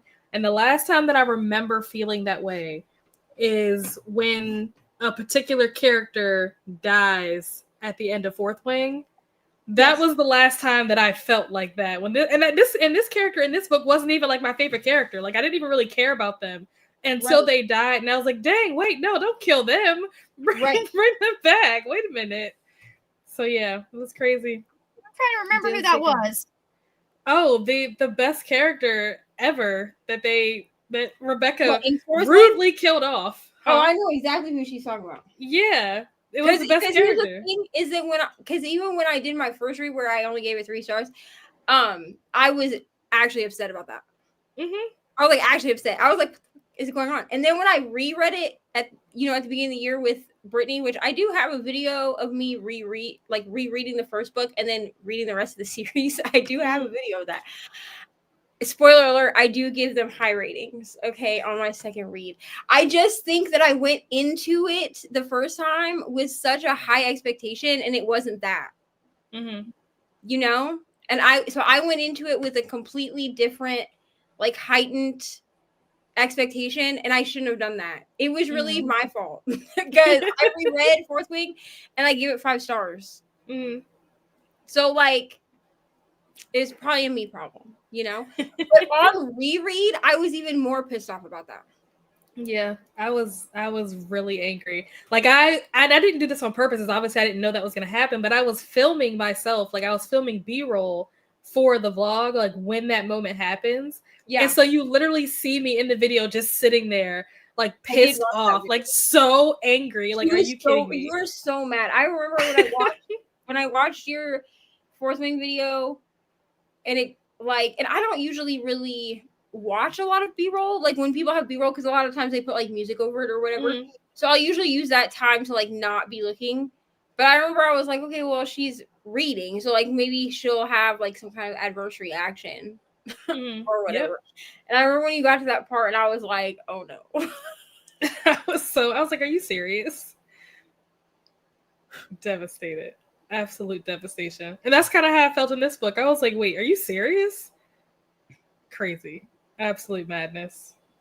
But yeah, I thought that maybe like as we got towards the end, like the thriller, you know, aspect of it would kick in and it would get less heavy and more like, you know, into the thriller aspect of it. But no, it was still very heavy all the way through. And I'm just like, oh my gosh, like, can we catch a break? Like, do we ever get to just like be entertained? No, we don't. Yeah, that's how all of her books are. I don't use Lucinda Berry as, excuse me? I'm sorry, my TV is doing something weird. Anyway, I don't use Lucinda Berry as palate cleanser. Like, a lot of times I do thrillers as palate cleansers. Like, I'll read like Frida McFadden as a palate cleanser. Lucinda Berry is like her own caliber of thrillers, and they are ones like I will probably pick up a couple in because there's a couple I still haven't read, so I'll probably pick up a few of them in like November, just as like a goodbye to spooky season, you know, spooky thriller season. But then I won't really pick them up again until like next spooky season, just because they are not palate cleanser thrillers. Oh, not at all. They're not going to cleanse your palate in the least bit. At all. Nope, don't do it. Hello, Jamie. Glad I made it for the last sprint. Listening to the audiobook of All Hallows by Christopher Golden. I have not heard of this, but I like the sound of it given the time of year that we're in, so I support it. Let's see. Did you finish The Weight of Blood, Jamie? All Hallows. Hello, Kat. Just finished my sprints for the evening, so I'll hang out with y'all until the end of these sprints so I can wrap up my night. Excellent. I hope that your sprints went well. 10% into Magic Rises. Nice. Hello to Jamie and Kat. Going for 10% more before I need to sleep. Very nice. We're going, oh no, not this late at night. Disgusting. Yeah. Hello to Glenda. 29%, but my bed is calling me. Good night, Amal. Sleep well. Hello to Glenda. 17% of the day she disappeared. Nice. Good night, Amal. Have a good sleep. Take care. Paco just clocked out of work. Very nice. Ooh, made it to 14%. Crying from outside the VIP. Oh my gosh. Got to 25% of The Widow. Probably read for a few more hours today. Okay, good. 90% into When Javi Dumped. I feel like, didn't you read this already, Mel? Why do I feel like you read this already? Haven't been enjoying it. Ugh. But it's the only audiobook I have available at the moment. Oh no. Well, the good news is that you're 90% in, which means you're almost done. It's almost over. Right. My reading is chaotic. I just scrape by. Okay, 5s, no planning whatsoever. I mean, mood reading. You know, it's a thing. It's valid. Hello, Helen. Just got in from work. How was work? I do something like that in December. I do sequels and series. Oh, yeah, you do that. Sequels and series continuation that I had not picked up all year and read them in December. Yep. I remember you telling me that last year. I usually in December will focus on any books that I started in the year and then just didn't finish. But it's getting to be a rather unmanageable number for a single month. So I'm like, no, we're gonna have to start focusing on this a bit earlier, and we got to stop reading new books. That's my. I usually do that in November. You know what? I'm just gonna out myself right now. You ready? How many paused books y'all think I got? 15. Oh, I don't know. Yikes. 15. 25. Ooh, y'all generous as hell. I have 32 paused books. 32. Oh my God. Here's the thing. I'm sure that I'll put these like. I'm sure because of the way that I think I want to do this video, these will end up like on a spinner wheel or some kind of way for me to pick, the book. And I'm sure that there will be some of these that I choose to go ahead and like DNF or whatever. But 32 paused books is a crazy number. Yeah. That's a crazy number. I think I have like 2. I have 4 currently reading books. Like that's a crazy number. Oh my gosh. Yeah, I usually try to use November to read the books that like maybe I started and didn't finish, or books that I like need to read for like goals and stuff. Like that's what November is for. Because I don't read a lot of like Thanksgiving books. Like I don't know what to read in November, so that's what I use November for. I only read for Thanksgiving. There aren't any Thanksgiving books except small exactly. Exactly. No, I'm gonna tell you. Hold on, because there's one, and I found this book by accident. I have to find it because I never remember what it's called until I go into my Audible. I've had it for like a few years at this point, but I never remember what it is called until I actually go to look for it because I literally only listen to it at Thanksgiving. Like it is actually like a Thanksgiving book. Like takes place at Thanksgiving time. I just can never remember what it's called. Hold on. I feel like there's not a lot of those, which is why I usually just fill November as like a catch-up month because I'm like I don't want to use December as a catch-up month because I want to read Christmas books in December. And I don't care about Christmas books. I'm like there's just this fun thing about being a December baby where Christmas is magical, but you do wish it was shorter. That's fair. You're welcome, Kat. Have a good night. Never was a night. Oh, it's an Indigenous horror anthology. Oh, I did not know that. Yep. Oh, cool. Yes, it's edited by Stephen Graham Jones. Y'all gonna be? You said it's by Stephen Graham Jones. It's edited by. It never was sold. By Stephen Graham Jones. Yeah. Oh, okay. Yes, they're on Friday. What time? That's a good question. I might have to adjust the time because I just had a. Where the fuck? Thank you. There we go. Okay. What am I doing, guys? I'm looking up sprints. Oh, okay. We're going to be difficult.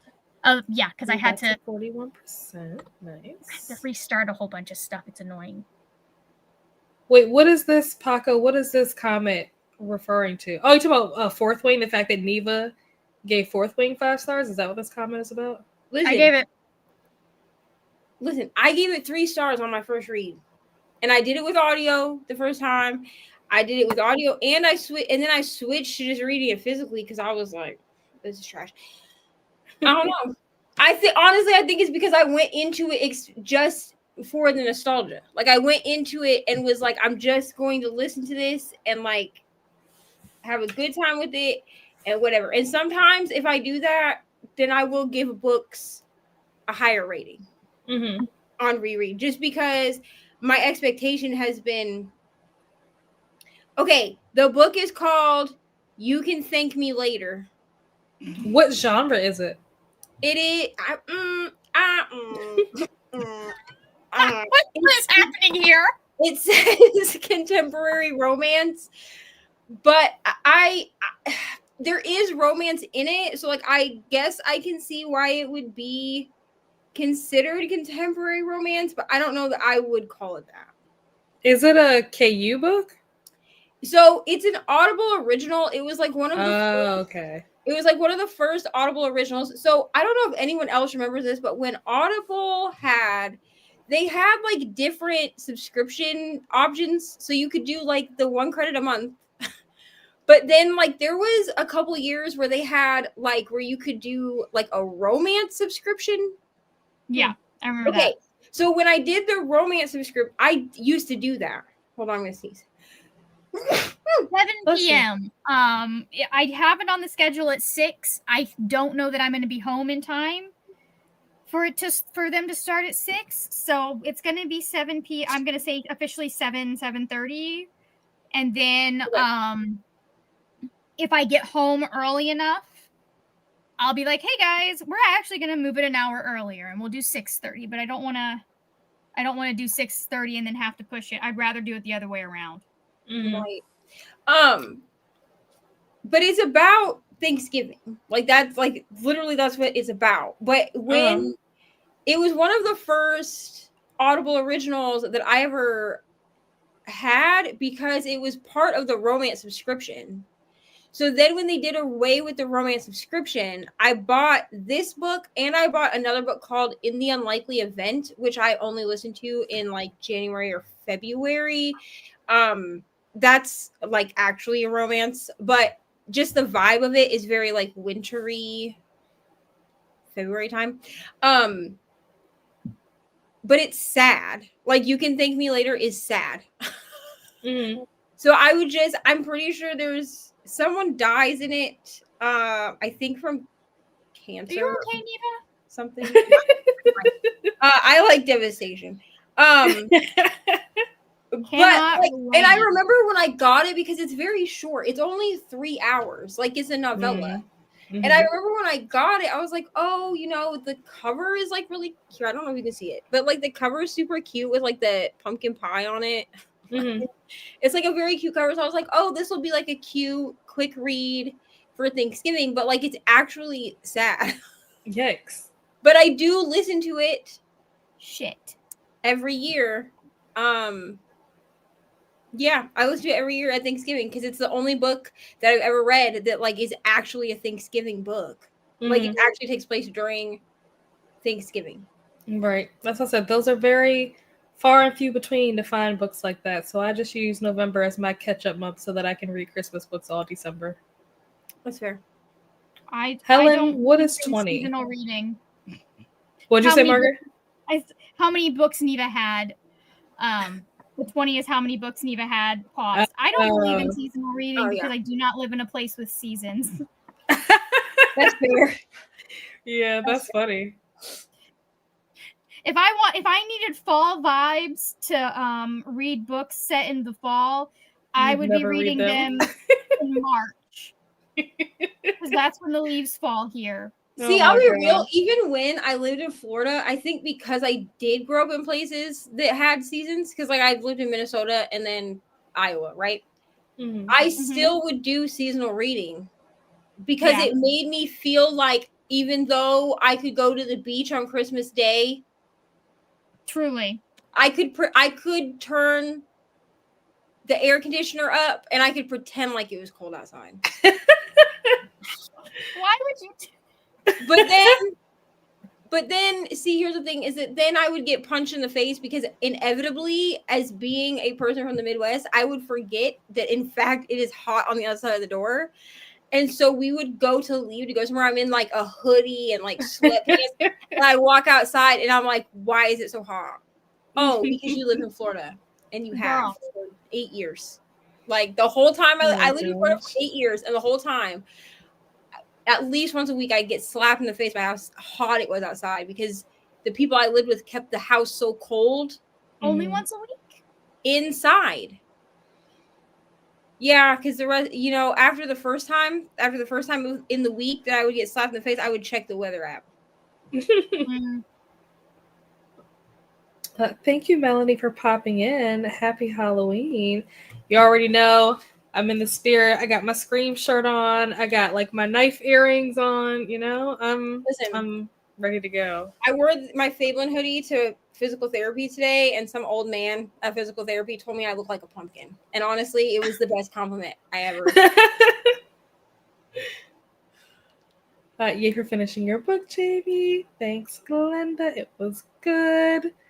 And we've reached the end of the comments. Are there any more watch-alongs before closeout sprints? There are not, because I have D&D tomorrow. Okay. I thought Julie had sprints Monday. Mm-hmm. I didn't realize I'd taken that spot. So that's on me. I don't know why I was thinking I would do 3 watch-alongs in a row. Margaret, do you want me? I could do sprints tomorrow. If you would like to do sprints tomorrow, please do sprints tomorrow. Feel free. Have at it. It's all yours. Okay. There is an empty spot on that calendar. So I believe 8:30 Saturday. I'm going to do sprints 8:30 Saturday, or watch along 8:30 Saturday. I need water, apparently. And then I'm going to move it to Friday nights, I believe. Okay. Cool. Yeah. Sounds good. Anything else? I'm not having to sit in front of my computer for 8 hours. Do either of you have anything else that's happening or that's coming up this week? Not this week. Well, besides closing sprints, no. Yeah. What about you, Neva? I'll have a whip and chat on Sunday. And then my final Vlogoween closeout vlog. Thank you, Jesus. We're at the end. It won't come out until Monday, but the vlog will end on Friday. Mm-hmm. Because I don't need it to go past the end of the month. Mm-hmm. You know? So I'm going to end it. I'm going to close it out on Friday. But you won't actually see it till Monday because that'll give me a couple days to edit it. So cool. Well, there you go. I do not have anything coming up besides Wind Down Wednesday next week. So be there or be square. But that's all I got. You're welcome, Jamie. Yes, happy Halloween to those of you that are going to be trick-or-treating, whether you're going for yourself or you're going to accompany a young one. Be safe. You know, keep your head on the swivel depending on where you're going to be going. But yeah, have fun. Kids with me for trick-or-treat. Or if you're not going out, but like people come to your house, also, again, just be aware, you know, be safe. Don't open the door for scary people. I mean, it's hard to tell because everybody's in costumes, but, you know, do your best. I feel like Halloween night is the one night that you can open your door for scary people. It's the other 364 days of the year that you got to worry about it. That's probably true. All right, I want to finish this book. All right, folks. I never get trick-or-treater, so I'm safe. Yeah, I really don't either. So I'm good. But all right, folks, we will see you on Friday if you plan on attending closeout sprints. Otherwise, I will see you guys back here next Wednesday for more Wind Down Wednesday. Bye. Amazing.